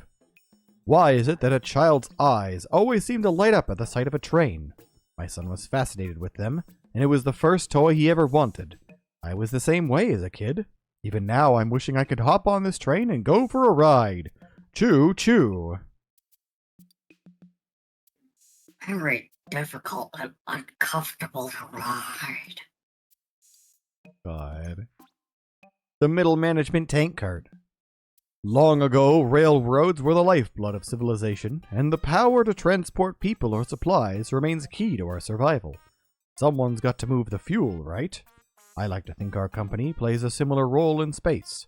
It gives meaning to the daily grind. An enjoyable place to sit and play. He does love oil. We do know that Louis loves motor oil. I swear it's edible. Leisure car. As a student, I once took a local train, a really slow one, on a journey to wherever it was going. I was the only passenger. The unchanging scenery stretched on and on. I felt like I was the only person in the world. Sounds a lot like space travel. Huh. Place your order on the right and pick it up at the left window. Beware. Service is slow. 'Cause I keep eating it. Any leftovers the crew has, they just step on Louie's foot and he opens like a trash can. I believe it. I'm surprised that Olimar survives any journey without Louie not just eating everything. You gotta eat that. That's my skin. That's my skin. Are you gonna? No, Louie, you cannot eat my skin, but it'll grow back. Life station. During my first job, my parents would meet me at the train station when I got home from work. I always thought I'd do the same thing for my kids, but it's usually them waiting at the station for me now. It always warms my heart. I wish I could return the favor. Uppy digs. I wouldn't mind staying here for a while. I mean, I guess because it has a roof. That's basically all. The straight and narrow trek. They say that following the straight and narrow path is a virtue, but I've learned firsthand it doesn't always lead you to your destination. When I started working directly under the president of Hakatate Freight, I thought it was the inevitable next step in my career. All it led to was piles and piles of paperwork. I'll be happy if my kids take a slightly twisted route in their life, as long as it helps them achieve their dreams. The color makes me hungry for some delicious fruit. What, any color? Yeah. The turn of events track. I always slow down on sharp curves, but sometimes I crave the occasional thrill of speed. Maybe if I floored the accelerator while the parking brake was engaged, it would satisfy my desire. Sometimes I look around and wonder if civilization isn't simply the result of us all trying to satisfy our desires just enough to stay productive. I keep thinking the next time I jump into one of those holes, I'm gonna fall to my doom. Oh, Jesus. Back at the beginning track. I took my son to the zoo a few years ago, and he suddenly started crying. To calm him, I walked him back and forth on a path with no exhibits. We didn't see any animals that day, but I learned that sometimes the best solution is as simple as a change in direction. I got my head stuck in one of the gaps. My panic screaming loosened enough for me to get free. You just have Olimar sitting next to one of the tracks reminiscing about his family. Meanwhile, on the other track, you just hear, ah, ah, ah.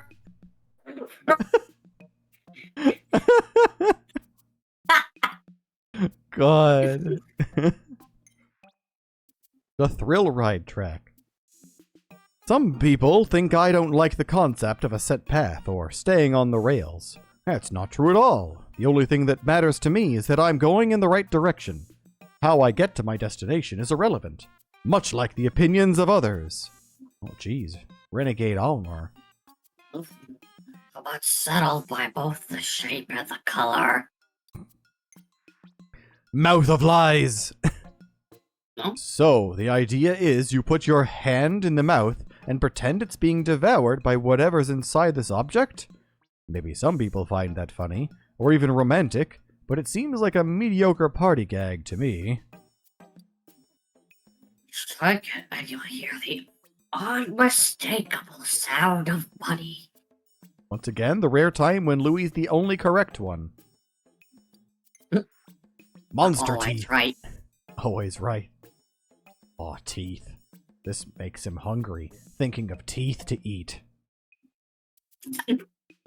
I do not want to cross paths with the owner of these teeth. Of course, given the height of those molars, I'm guessing they're too big to have much in the way of physical agility. And that could work to my advantage if we did encounter one another. I could just run in frantic circles until they eventually gave up. I wish I could eat all the big things that this big mouth could eat. God damn it, Louie. Yeah, even a broken claw. Even a broken Louie is right twice a day. Keats' teeth until they pop like popcorn. Oh. Oh, terrible mental image, but yes. The brush of wisdom. I'm reminded of a toothbrush I used when I was a kid. I always wanted to brush my own teeth, so when my mom finally gave up helping me, It was a sweet victory. Unfortunately, that's when I started to get cavities. I guess that's the price of independence. Like to bury my face in long, soft fur. Oh, Oh, brush my face. Oh, it's great. The brush of foolishness. Brushing a child's teeth for them is hard work, made worse by the fact that they're oblivious to the perils of tooth decay. I stopped brushing our child's teeth for a time so they could learn it for themselves, but that idea did not go over too well with my wife. Yeah, maybe because of the last brush. There's something soothing about the way it smells. Like delicious toothpaste. Mmm. Love some chewy toothpaste. I drink that by the gallon. The false lollipop. I look at this and I'm instantly overcome by thoughts of my mother and all the mothers out there. They represent the power of nature itself, cocooning the universe in love and fortifying it with their strength since the dawn of time. Give it a whiff, and all I got was a nose full of nostalgia. Louis sitting in the corner sniffing the pacifier. So good. The maternal sculpture.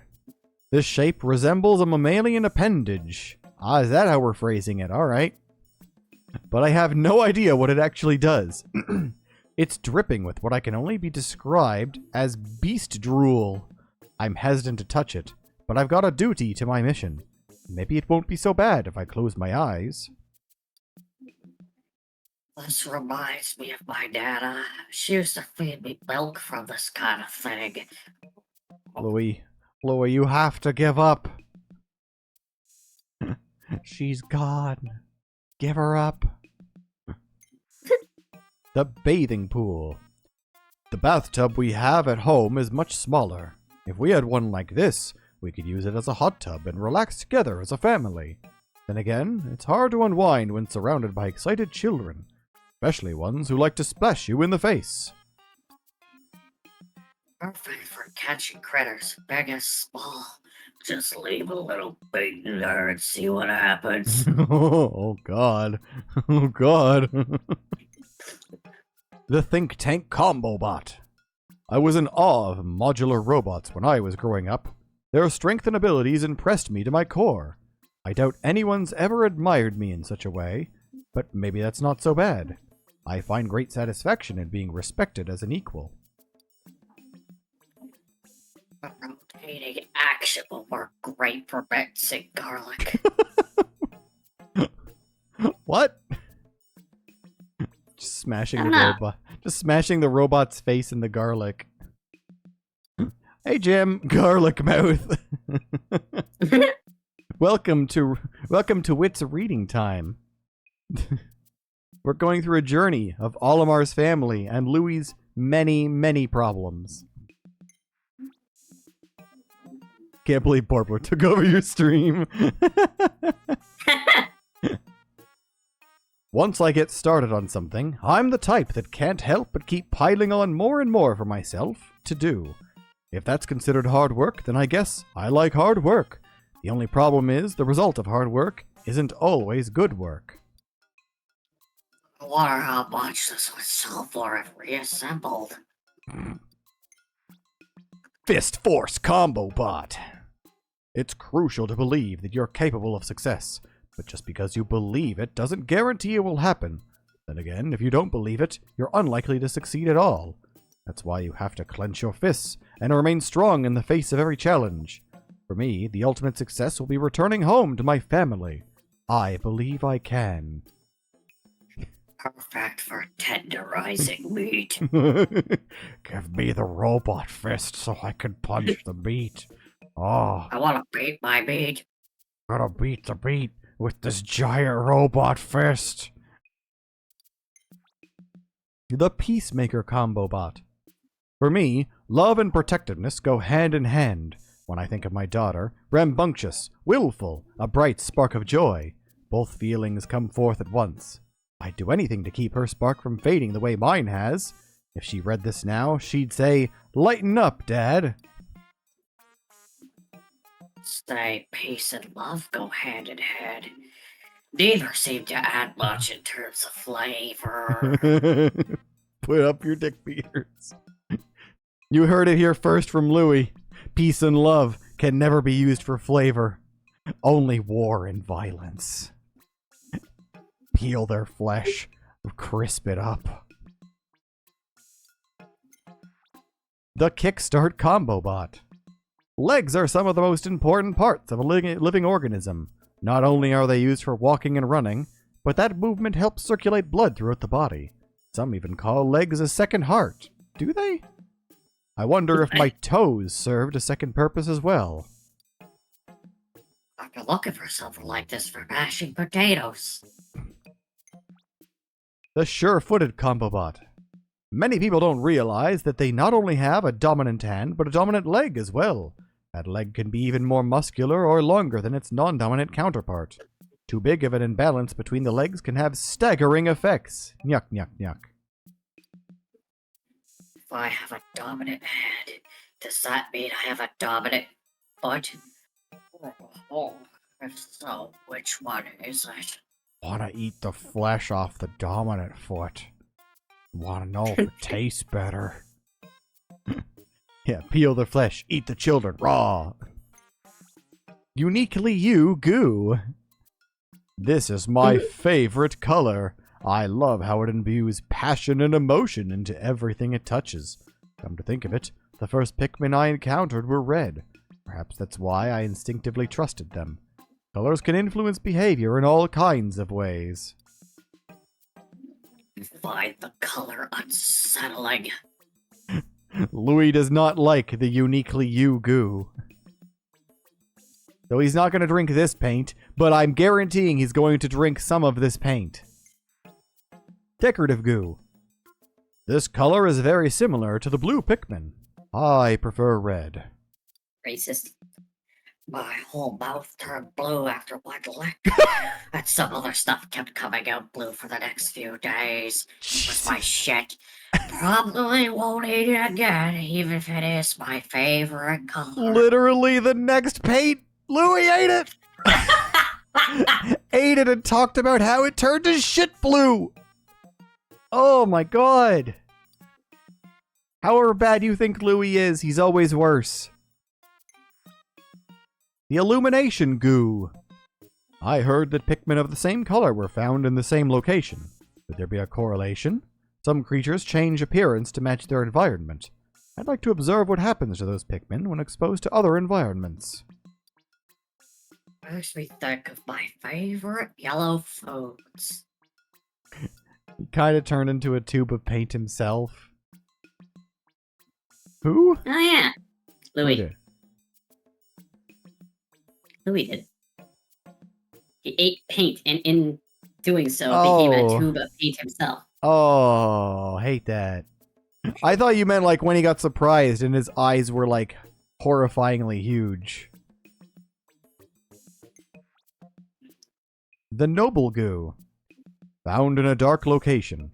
Luckily, it was just bright enough to be spotted in the vicinity of purple Pikmin. I've never associated purple with strength, but I've since had to revise my thinking. Reminds me of the color of almost frozen lips. Cold, but so delicious. Have you ever wanted to kiss whatever you're eating? Eat their lips. Oh, that's right. He also loves lips. He loves eating lips, too. How could I forget? The True Goo. Discovered in an obscure locale alongside white Pikmin. Creatures with bright colors are usually more likely to be packing poison, while creatures with dull coloration are generally harmless. But this doesn't apply to white Pikmin. In fact, they're dangerously poisonous. No doubt they use this to their advantage. My teeth have been sparkling white ever since I used this to brush them. I wonder if it took care of my cavities too. Oh my god, he's brushing with paint. Once again, you open the door. Louis has finished consuming the toothpaste. He has eaten all of the toothpaste, but the white paint he is now brushing with. Oh my god. Louis keeps a jar of cold lips in his fridge. Eats them like peach slices. The ambiguous goo. This color reminds me of rock Pikmin. When I first touched one, I was surprised by how cold it felt. It was a pleasant sensation, and they didn't seem to mind my curiosity. Much like this treasure, rock Pikmin were found in a dark, chilly place. How appropriate. The boss likes to wear this color. Guess it suits grown-ups. The captivation goo. An attractive color, similar to that of the winged Pikmin when they were found in its that were found in its vicinity. It mystifies me how such helpless creatures have survived for so long. Their bright color makes it so easy for a predator to spot them. Needless to say, I find them to be particularly fascinating. Look like a ripe fruit when I cover my face with this stuff. It makes me even hungrier. My god. It's just like war paint, but it's his lunch paint. Oliver, come here so I could peel your skin off like a potato. Oh my god, Louis, why are you covered in pink paint?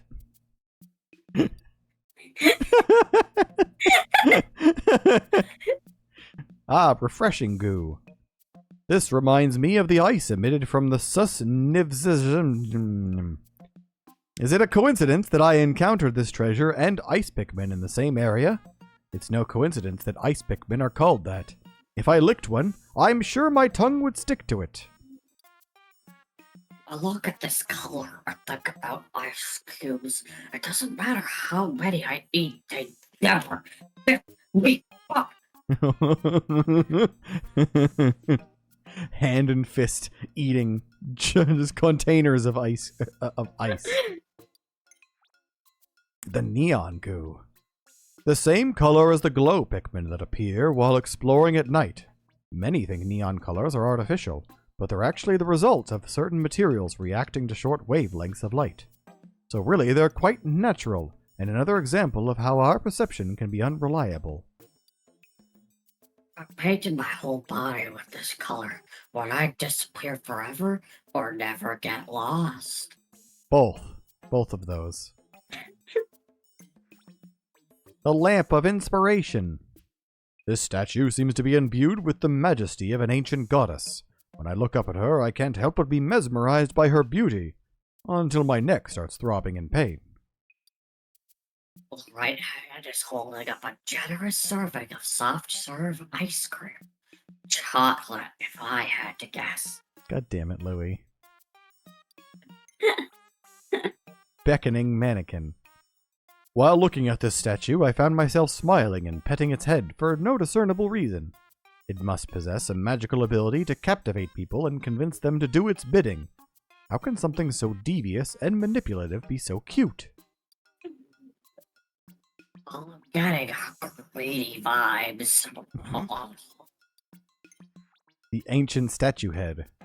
This looks a lot like a figurine my son learned about in school. I've always wondered why she wears goggles. What does she have to hide? Maybe a secret past with another ancient statue floating around out there.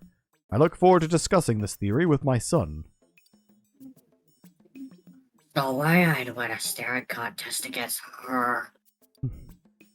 And her eyes are too big to eat. The contemplation statue. Could I be related to the person who modeled for this statue? While examining it further, I found myself striking the same pose without even realizing it. We do share the same genes. How did they end up on this side of space? Deciding what to eat next is a quandary that will forever thwart the mind. As soon as it is resolved, it begins anew. The unfinished statue.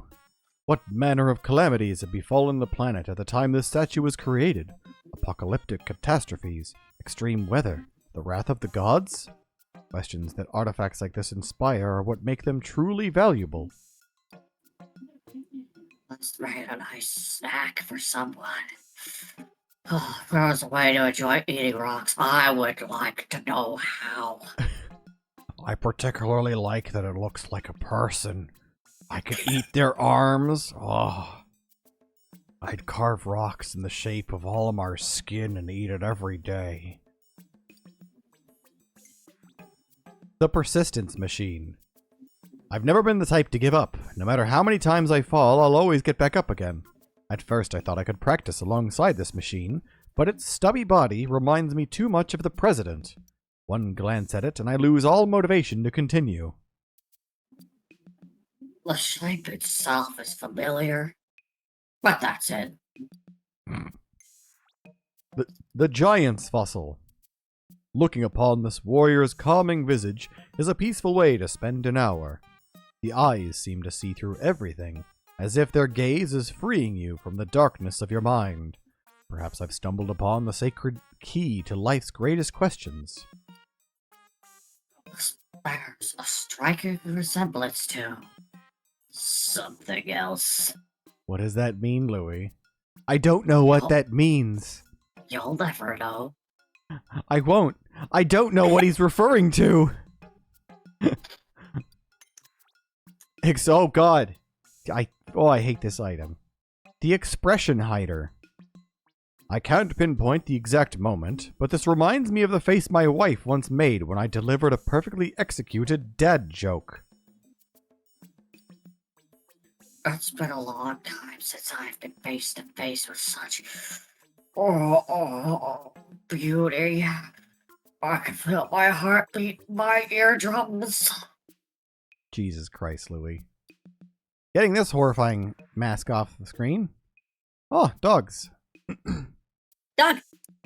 The buddy display. What mysterious and fluffy creatures. I can't find evidence of them in any of the existing creature databases, but there's something familiar about them. It's almost as if I've met them before. I guess I'll chalk it up to an ancient memory that's been imprinted on my genome. I'd like to take a ride on either of these creatures. Louis, please. The heat sensor. Quantifying the warmth in your heart. What a brilliant idea. The next time there's a mix-up between my wife and me, I can just show her the numerical value of my feelings for her. Then we could use it on her and... Actually, that part might backfire. Oh, Jesus. Olimar, are things okay back home? That's what I'm saying! like I'm getting that vibe kind of now from some of these descriptions. You okay, buddy? I liked the smaller end, and it was a little bit salty. The rest was pretty unappetizing. That's because it's a rectal thermometer, Louis. Internal clock measurer. Tasks in space require accurate timing. Docking a spaceship is a good example of that. If the monitors on my own ship were to break, I'd need to measure time using my instincts alone. This is the perfect tool to help me develop an accurate sense of time. Would be handy to have when collecting fruit, and you're too tired to keep count. The solar-powered computing machine. Louis' wording with my dirty body gets so bad. Porp's delivery is also fantastic. I'm glad you're enjoying that. I may be able to embed this on the wall of the ship's computer room. It could be useful for making manual calculations should the ship's AI ever crash unexpectedly. Space pilots need to be prepared for any emergency, and I'll take all the help I could get. I'm not sure if I'm using this thing correctly. It looks like it has buttons, but they can't be pushed. Better and worse at the same time. The number jumper. This is an extremely sturdy calculator.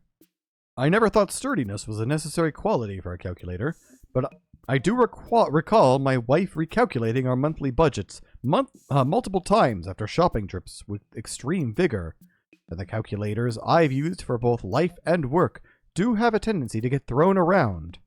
I guess the craftsman on this planet had the right idea. Jesus. It's a nice place to lay and think about the day. The adjustable pads mold to your body shape. The Octoplus. A strange life form that mimics an octopus. We've discovered other creatures that use mimicry, but in this case it's fairly unconvincing. I'm not even sure if it is a life form. I intend to dissect it to further investigate, but first I will try one tiny bite. And tails have the same flavor and texture. Tastes like fish. Why does their hot dog taste like fish? I don't think those are good hot dogs anymore if they taste like fish. Get new dogs, dog. Mystery squishfish. It's disturbing to see a mouth that could be removed like a cap. If it were to reattach improperly, would the bodily fluid simply pour right out? I remember when a supposedly airtight container of mine once failed. My bag smelled like onion soup for a week. Just one splash of this creature's liquefied innards improves the flavor of any dish. I'll never leave home without it. Especially because it gives him an excuse to talk about liquefied innards. I love to splash liquefied innards on any dish that I'm enjoying, especially lips. The Nutolite shell. A fossil excavated at the beach. From its shape, I can deduce that it was cast by an aquatic creature. That could indicate that the current site of the beach was once the ocean floor. I only took one bite of the charged space newt to straighten Nana's bad back. Wonder what medicinal properties this might have. Nana's dead. You have to let her go. Spider in disguise. Yeah, definitely not beating the allegations. Slipperbug fossil. Discovered alongside a mountain stream, its shape reminds me of a type of footwear used when moving through shallow waters. Perhaps this creature mimicked the shoe prints of this planet's inhabitants as a way to hide in plain sight and steal their food. An excellent tool for mashing and grating fruit. Ancient fossil, used as a kitchen tool, sure. The relentless spear. This spear looks like a rocket from the early days of space exploration. It may even conceal some kind of high propulsion force within, but I hope it has a more romantic history and that it protected explorers as they sailed through space, pursuing their dreams. Cold to the touch, but fun to climb.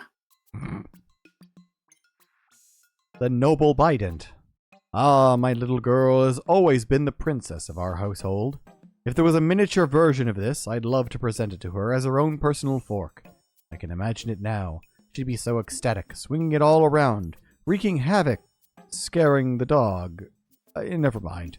I think our little princess is a tad too spirited for a gift like this. If two people work together, they could use it to drop fruit from a considerable height.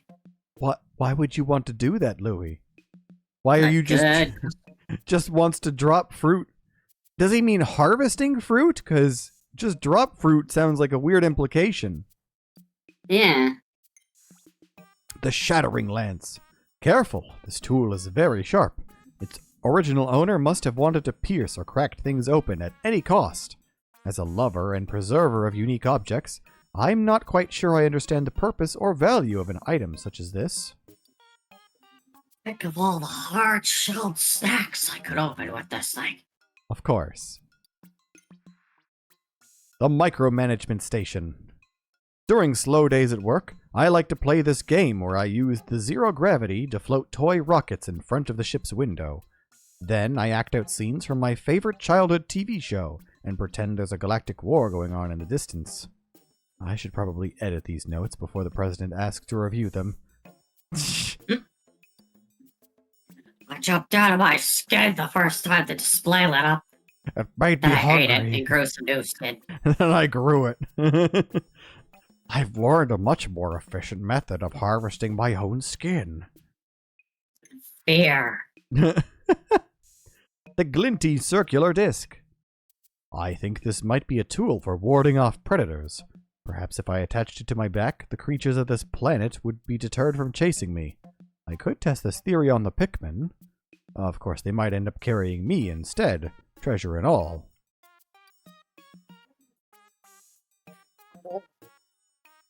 It's so shiny.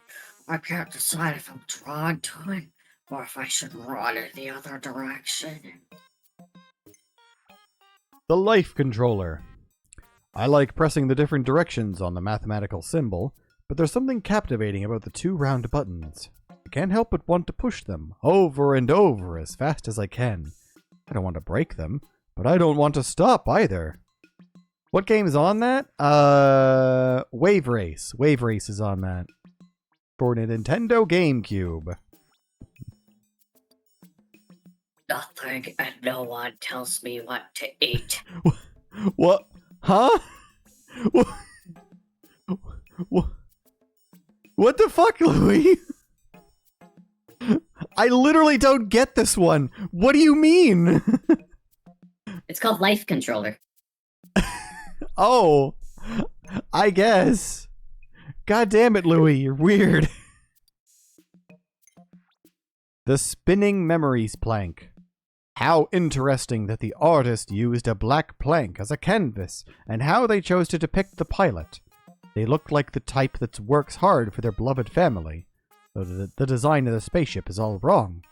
Good luck flying that thing through narrow meteor crevices. I'm looking for a tray like this to use at meal times. Looks pretty easy to carry, too. No more meals will be lost to the poorly placed wall. The poorly placed wall.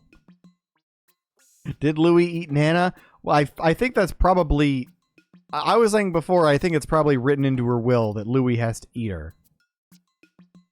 As if he'd need that to fucking do it. Yeah. And I don't know what game this is, because it's in Japanese. Something with a spaceship. Same with this one, too. I also don't know what this one is. I recognize the character on the top, but I don't know what the game is. Before my time. Masterpiece Blank. The hell do you mean before your time? You were born when the Game Boy Advance came out? It says on the cartridge 1987. What? On the game cartridge here, look. 1987. It must be the IP, not the actual game. Oh yeah, probably. Probably like it, whatever game that is was like on an older console. Yeah, because yeah, Pokemon does that when it boots up. That makes sense. Yeah, Ben, it's probably like Yeah, the original came out in 87, and then that Game Boy version was 2004. It's a bit unusual to call something a masterpiece before you read it, but I've got a good feeling about this one. I think it's meant for children, but is it about a boy or a girl? Hopefully both. It's been hard to please everyone in the audience at bedtime lately. the color of the snake reminds me of a really delicious fruit. Oh, whoops. Notes. There we go. The telekinesis detector. This machine is equipped with an advanced vibration feature. The vibrations seem to be communicating in a vacuum, perhaps trying to reach out to its corresponding system, which has likely been lost to time. Who knows what the machine is trying to say, but it's telling me something about the sadness of abandoned technology. Makes for a great back massager. And other parts of the body, if you know what I mean. No, Louis! Oh. Yeah, the feet. Oh. Somehow that's even worse. The connection detector. Sharing is one of civilization's most important virtues. We share food, shelter, stories, and sometimes even checks. I can only hope this belief is also held by the president of our company. I'd like him to share in the form of a holiday bonus this year. Look at all those buttons. And a rotating nub thing. I'm not letting anyone else touch this. It's mine. My nub. My nub. 87 is when the Nintendo console came out, and the other year is when it was made, maybe? I mean, it's a really, really old game title, so it might have been like a release game for the original console. It might have been like the first one that was released, since they're, showing it off. Possibly. Possibly you could. Maybe. Creativity conduit. I don't have a creative cell in my body, but my daughter somehow avoided this genetic deficiency. When she's drawing, she becomes so absorbed by her art, it's as if she can't hear a word I say. That, or she's just ignoring me. I have no idea if what she draws is any good, but the ability to focus on something so deeply is talent enough. Either way, her future is bright. There's a ball hiding inside this thing for some reason. Check it out, and you can't roll it anymore. The mascot in the corner of the cartridge was for the Famicom Disk System. Stone of Advancement. Space is a funny place. You can be using the latest in galaxy navigation technology and still find yourself lost in a sea of space trash. But that's life, isn't it? If you want to advance, you've got to be flexible. This also applies to settling marital disagreements. Uh-oh. Jesus Christ, is everything okay back at home? Do you need me to eat your wife? You need me to eat your wife. Louis, no, how could you think such a thing? Oh, sounds like she's kind of... Oh, God. You couldn't even finish.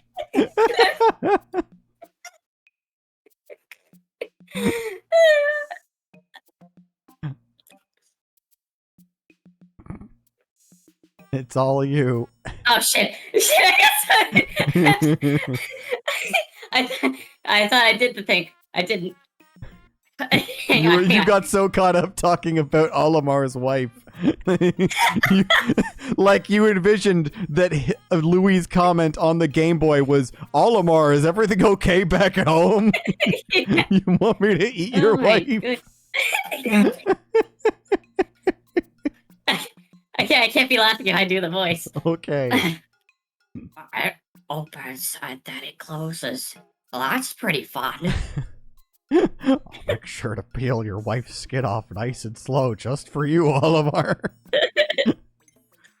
When will he love me back? Oh, God. Potato peeler on the wife's arm. He loves me. He loves me not. Muffled screams. Muffled screams. Winged freedom sculpture. I sort of see the winged aspect, but mostly this reminds me of a model spaceship I played with as a kid. The overall design is perfect for transcending all kinds of atmospheric barriers. Plus, it looks so cool. I see it has 2 rotating knobs, but it's unclear which one I should play with. He loves playing with nubs. He loves to spin them around. The Dimension Converter. What your eyes might see is not an exact representation of reality. We can only see one part of the world within a narrow range of visible light.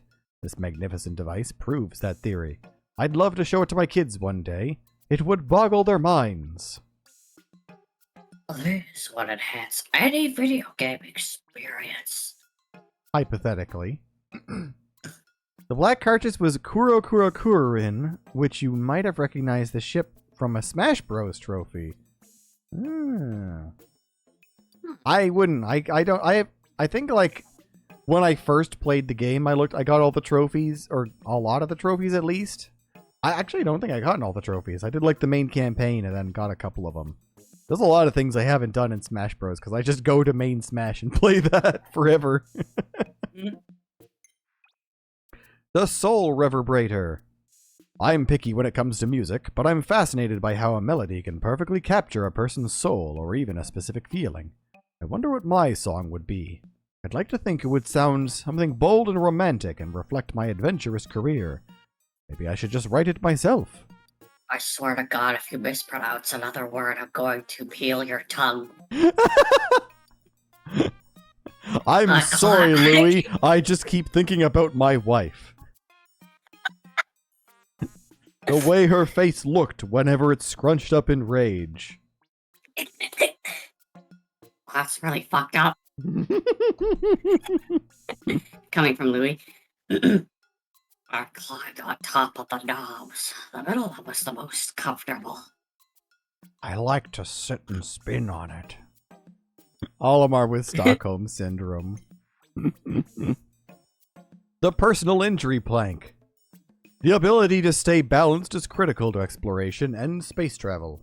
It's okay to lose your balance as long as you can regain it right away. This tool is perfect for strengthening that skill. The only problem is I can't get it to move forward when I'm on my back. Hurry! Oh, so fun to ride. Gotta do it, Ollie. Yeah. Check out this sick kickflip. The don't see it specs. These shutters make it difficult to see clearly ahead, so I'm not sure why they'd be found in a dark cave. And it's not as if they could even be used as a proper hiding place.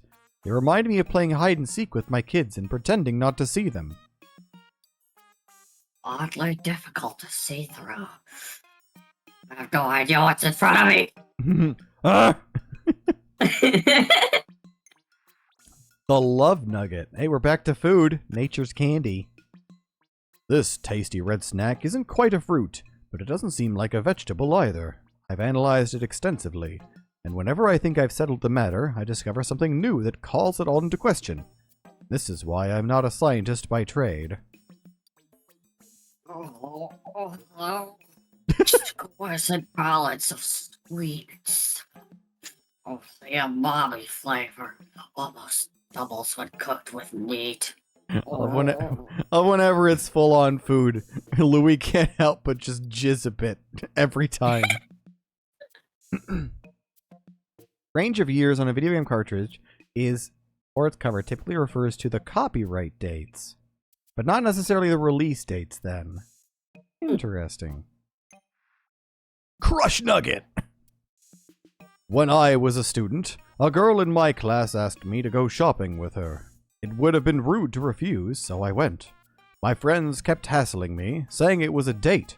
I was so embarrassing. Come to think of it, my wife asked me out soon after that. I wonder if she was jealous. Yummy, but not very filling. The anxious sprout. This plant grows so fast it reminds me of my own children. One day they're little babies in my arms. The next day they've sprouted into full-fledged people. I have my wife to thank for that. She does so much while I'm so frequently away from work.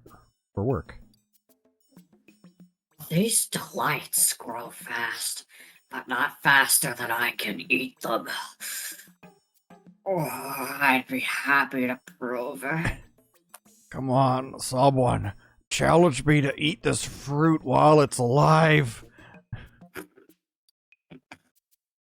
After the second date, you can pirate it without punishment. Oh, fair enough. I mean, well, this is Nintendo, so take that with a grain of salt. Yeah. The crew cut gourd.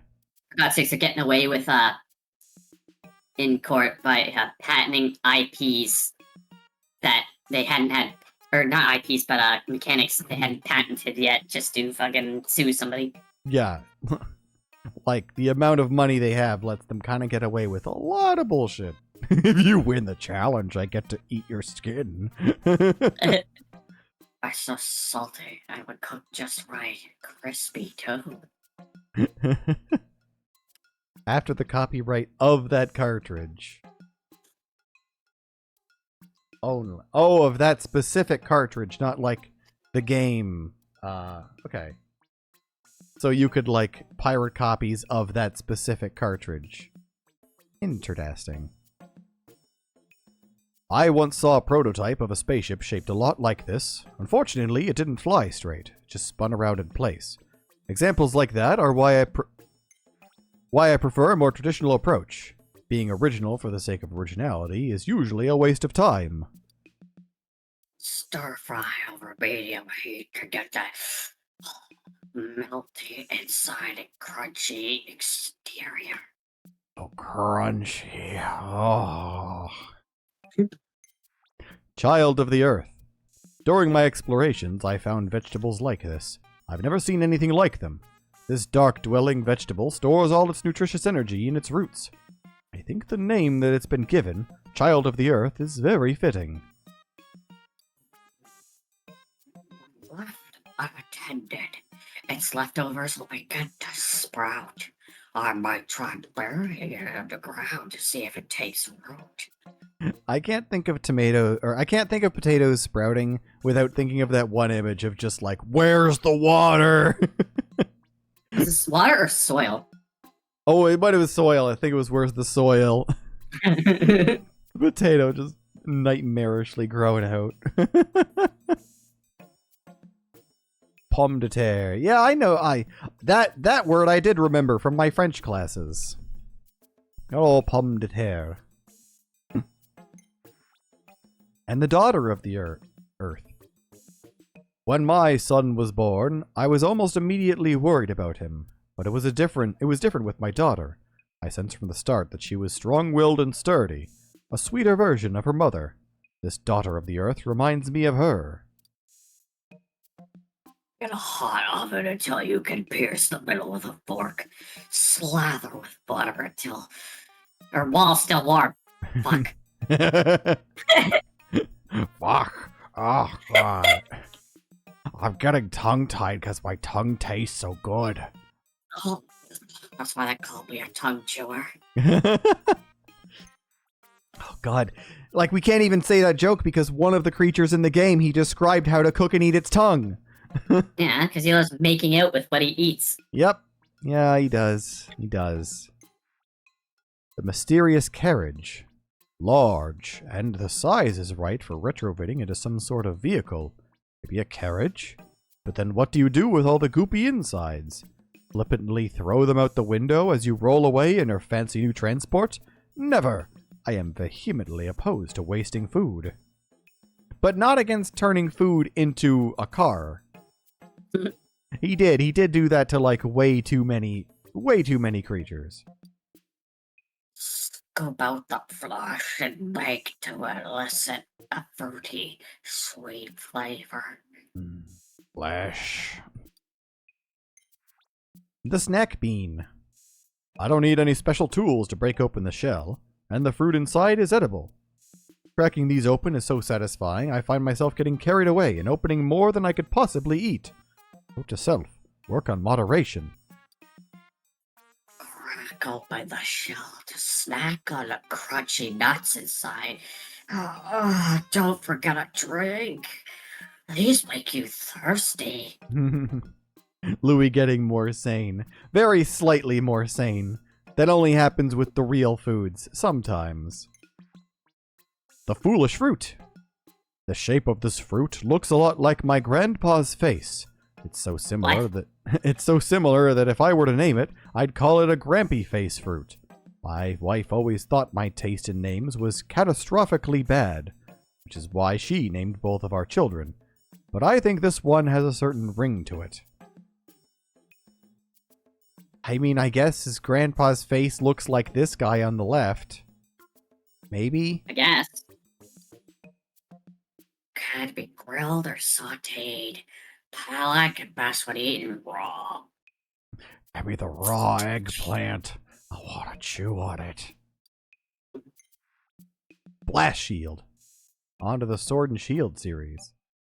The first time I rode in a spaceship, I was a student working part-time for an interspace transportation company. The excitement I felt during that first launch was unforgettable. The iconic rocket engraved on this shield reminds me of that moment. Shimmers and sparkles in the sunlight. It's bewitching. Ring of Return Shield. When I was little, I'd look at pictures of the planets and imagine that the rings around them were roads you could travel on. Of course, once I got to space, I learned those rings are usually made up of dust particles. I've never been so disappointed. A jelly donut on the verge of exploding. Pictured as how Louis prefers his jelly donuts. Fit so much that they're about to burst so he can get sticky again. I mean, in his defense, they typically do have a lack of jelly. I find I don't like the ones that have too much jelly. Yeah, a good balance, but a lot of them just have too little, I find. Because I remember... Unless it's a Boston cream donut, in which case it's just overabundant. Or like that one donut that we had that was like the Nutella-filled one. Ugh. Yeah.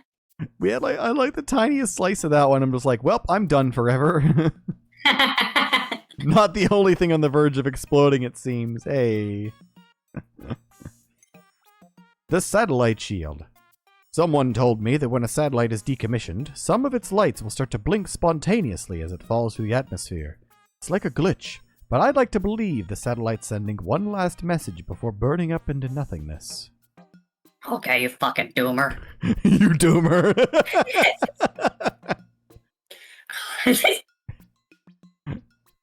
Comfortable spot for a quick nap. That's all. That's all.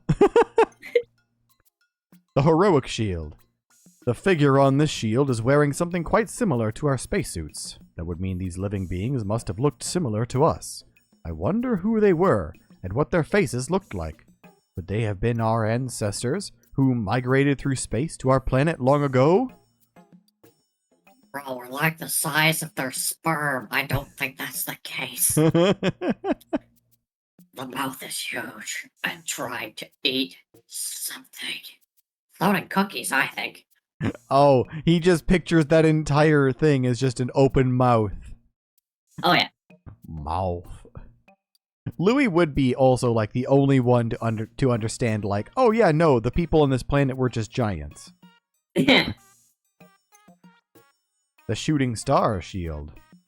I often encounter comets and meteors on the job, and collisions are bound to happen. I once had to make a crash landing for that very reason. I like to look back at those events as unexpected adventures, but at the time, they're pretty harrowing. Could be easily mistaken for some kind of jewel and sold for a hefty sum. I'd like to find more of these. I want to sell half of them and sleep on the other half. And then eat the third half. Aw, the third half. The heart sword. Even though it's awkward to handle, I assume it's a weapon of some kind. I like how lightweight and user-friendly it is, but I'm not sure how effective it would be against most threats. Either way, it's a lot of fun to play with. The way it looks when it's plunged into a fruit. A spirit sword. It must have been pretty hard to see this sword in the forest, as it would blend in with the foliage. Applying apathetic coloration to a weapon is more than just practical, it's brilliant. I'm always amazed at the creative solutions that float around in the minds of others. Looks a lot like grass. Thank you, Louis. You're welcome. Ice sword. I've visited a few icebound planets while delivering cargo throughout space. Based on my experience, I find it hard to believe this material could withstand such a severe environment. I think it's likely this object was used for another purpose. It's fun to stab brutes with this thing. It's just taking the fruit. It's just taking these and stabbing every fruit he sees. Stab, stab. Look at the juices running out. Wonder if that'll be like that when I do it to people. Oh god. Heroic sword. My son used to have a toy sword in a similar color. He was obsessed with it, and brought that sword everywhere he went, including the dinner table. That is, until I explained that it was dishonorable for a hero to attack a weaker citizen, wielding only a fork. Interesting color. I'll never have to use a fork again. The bright sword. With all these different colored swords, I assume that the armies on this planet color-coded their troops. An entire unit with matching weapons and uniforms would have been a sight to behold. I'm sure this color especially stood out. A shaft of sunlight hits the handle just so. Its beauty overwhelms me, and it's like I've been transported into a painting. The unfloatable boat. They say it's possible to float this unfloatable boat with the help of divine intervention. That sounds a lot like luck to me. I've had my fair share of bad luck, but at least I've been fortunate enough to survive. Anyhow, my chances don't look good. Thought I'd take it out on the water, but it sank as soon as I moored it. I like that it took me a while to realize why they think it's like unfloatable, because I didn't realize what it actually was. I think that what these are supposed to be is that you light a candle in the middle of it, and the heat from the candle boils a tiny little like steam turbine that propels it forward. But like without that fire, it's just got holes in it, so it just sinks. The faux fishy. I'm much more used to seeing fish painted in profile instead of from top down. I suspect this is supposed to float on the water, but I'd be quite startled to encounter a fish like this under normal circumstances. This fish is too hard to chew. Inedible. Inedible. Space spinner. The movement of the universe always seemed slow to me, but it's a matter of perspective. Maybe the movement of this object is how a higher power perceives it. We're all so small in the grand scheme. I get dizzy thinking about the epic scale of space. Or is it just the space spinner? My eyes, they can't stop spinning. Oh, so wild.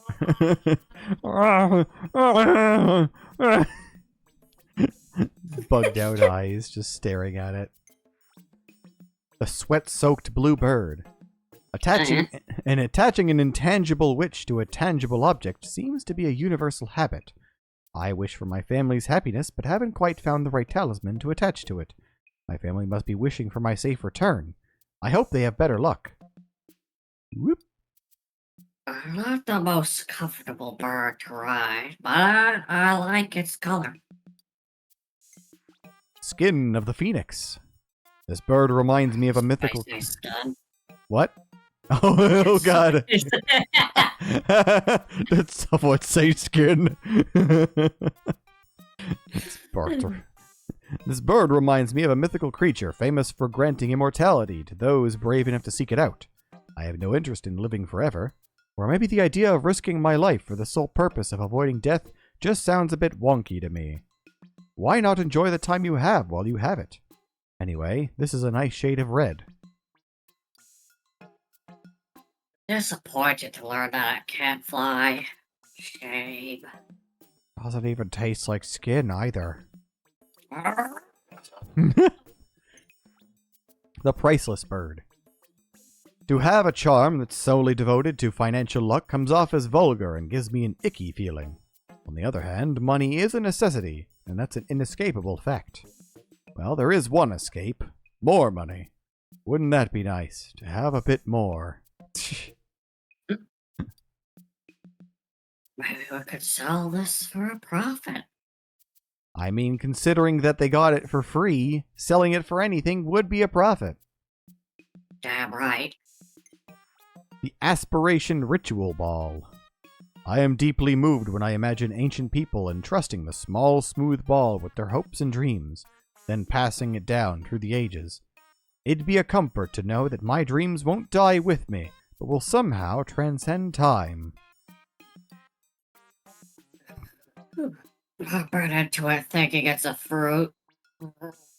Sadly, it's not. Aspiration Ritual Pole. I'm so bemused by the idea of catching a dream, but it's difficult to achieve in practice. I still haven't been able to catch the ball with the spike upright. Perhaps I need to try an easier angle. But wouldn't that diminish the challenge and thus the quality of the dream? Maybe I'll poke something with the spiky part. Gotta stab something. It confuses me that sometimes the descriptions act as if the item in question is gigantic, but then sometimes it's like he's acting as if he's just playing with this, and it's like, this is like way bigger than your entire body. What? Yeah. The Divine Balloon. Don't worry too much if it deflates. Simply pump more air into the top hole and the original shape is restored. The material, though paper thin, seems to repel water. Such an inspiring creation. Only the most advanced civilization could conceive of such a work of art. It's like a metaphor for both the fragility and durability of life itself. Olimar learns about microplastics. The sound of it getting crumpled up sends shivers up my spine. In a good way. The deity's portrait.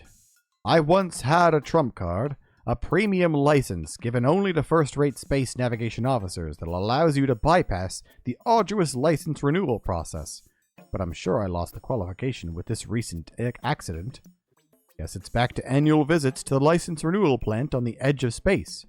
Lines are always so long. I was wanting to play on trumpet. Fair enough. Louis likes ASMR with ball crunching. The Devil's Portrait. Does true evil really exist? I can't say for sure, but I have seen a smile like this before. It often graces the face of the president of Hockatate Freight, usually when he's asking me to work overtime. Unpaid. So I guess I can confirm that true evil exists. Sounds about right, buddy. I like the look of this character. Seems like a fun companion. The Courage Emblem. Some might look at this and see a symbol for life, but this treasure better represents courage. The two are closely related, of course. Power and wisdom also have roles to play, but without the courage to take the first step, your journey cannot begin. We get it. We get the reference.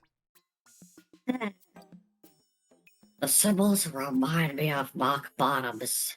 I'm hungry again. If you were wondering, Olimar, I like to eat ass. Oh, sorry, mock bottoms. I like to eat real bottoms. You know what I mean, Olimar? The Power Emblem. There's physical power, and then there's mental power. Anyone who's witnessed an argument between me and my wife could clearly see who's quicker on their feet in the heat of the moment. That doesn't bother me so much. I just wish I had the same fortitude and wit to stand up to the president. It's getting whipped back at home and at work. Oh, Lord. All I see are empty plates in need of some food. The Wisdom Emblem. Possessing wisdom isn't always a good thing. Sure, you can examine a subject from multiple angles, but you can also get stuck in a maze of thoughts. Am I envious of people who can just act on instinct without overthinking every last detail? Let's see. I don't. Maybe. Well, for a makeshift fan, it even features a picture of a salad. Also fans my appetite. The Love Emblem, with more mock bottoms. If my travels through space and my time spent observing various life forms have taught me anything, it's that love can take many forms. Some creatures get the nutrition they need to grow their eggs by eating their mates. But that's an extreme example. You okay, Olimar? Did your wife try to eat you? Yeah, I get that. Nana tried to eat me too, but I won in the end. Bitch had it coming. Oh, God. I've had a lot of sweet fruits that look like the one shown here. Like mock bottoms. And real bottoms. Money emblem. A lot of bottoms. The love I feel for my family and the passion I have for my work are so very important to me. So is money. Love and passion are all well and good. You can't appreciate any of it if you go hungry. And you'll go hungry in this universe without money. A collection of jewels such as this would sell for a lot of cash. Unlike that weird giant brick of gold we found, that's worthless. Like, what the fuck? Work emblem. In my line of work, it's crucial to stay on top of your to-do list. When things are busy, it's easy to get sloppy and let things slide. But that's when consistency matters most. There's nothing like that rush of joyful relief you feel when crossing off a task. Looks like a veritable garden of crunchy sandwich fillings. Gold nougat appears to have the same composition as the gold on my planet. I've heard that some heavy elements, like gold, are created during rare collisions between neutron stars. But to think the same element exists on a faraway planet reminds me, space is so vast. See this? All I want is more. More. The long shot totem.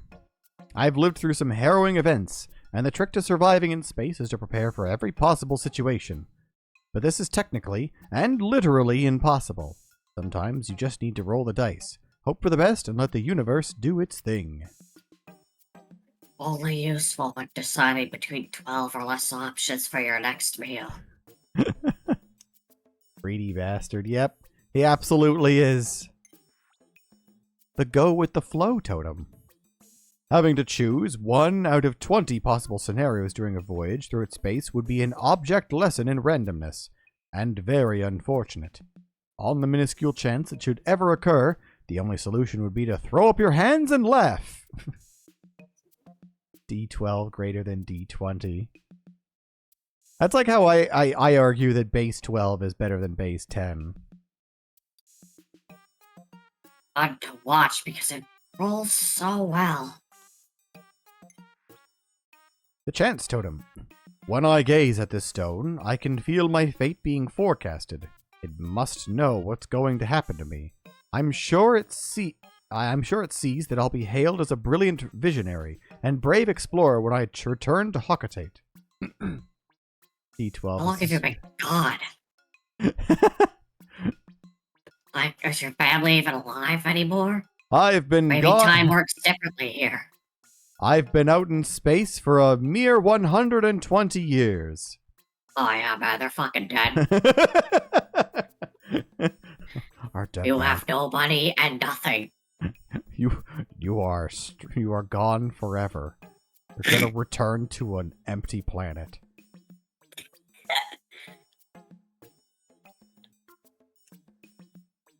That's you. Oh, right, that's me.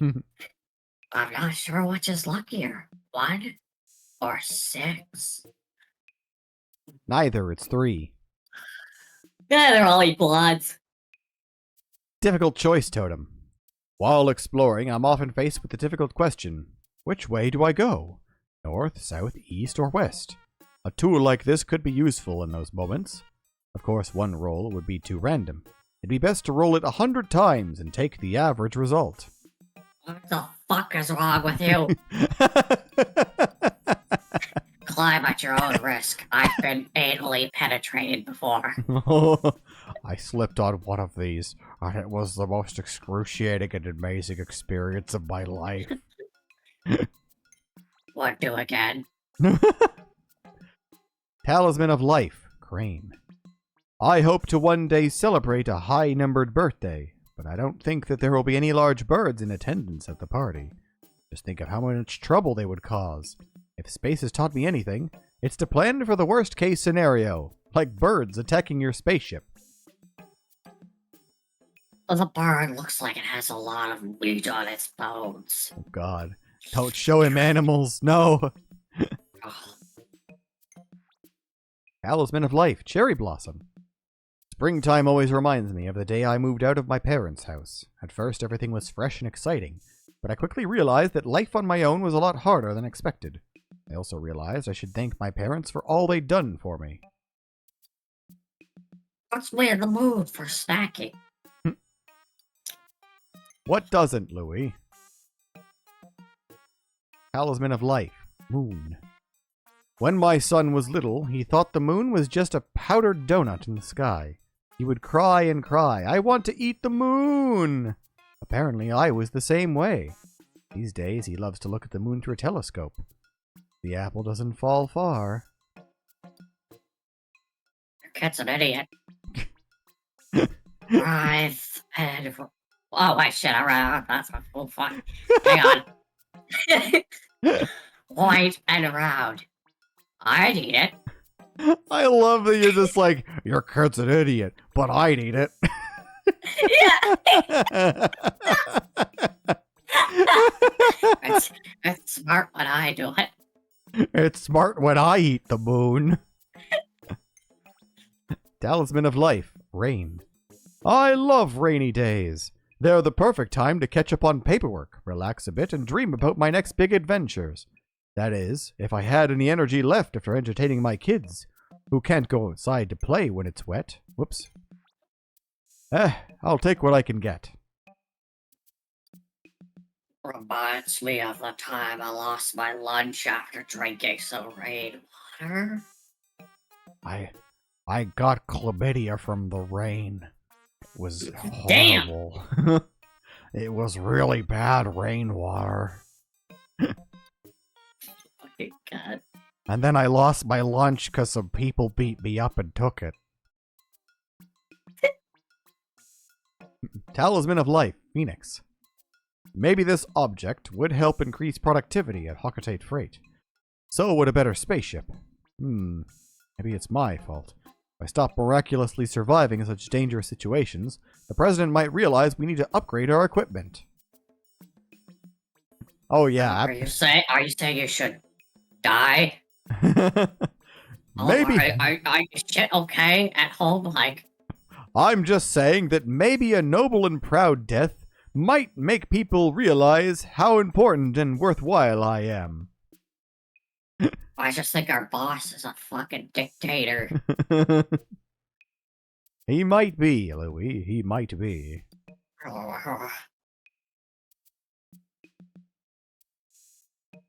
It's you. Oh shit, right. But this piece would sell for a lot of money. Sorry, I just got a stroked out there. Oh shit, that was the last one. Oh my god, we're free! It only took... How long have we been streaming for? What is this? I don't even stats. Approaching 3 hours. Damn! And that was just reading the one half, the treasure. What? Because I read the animals the other time. Oh, okay. Oh, you scared the fuck out of me. He just like, there's more to read. Yeah, that Like, was your look. And there's like goo coming out of it. Your look was the dog's look right now when you heard that. Just like, what do you mean? What do you mean there's more to read? I'm not standing here to look at more of that. Are you kidding?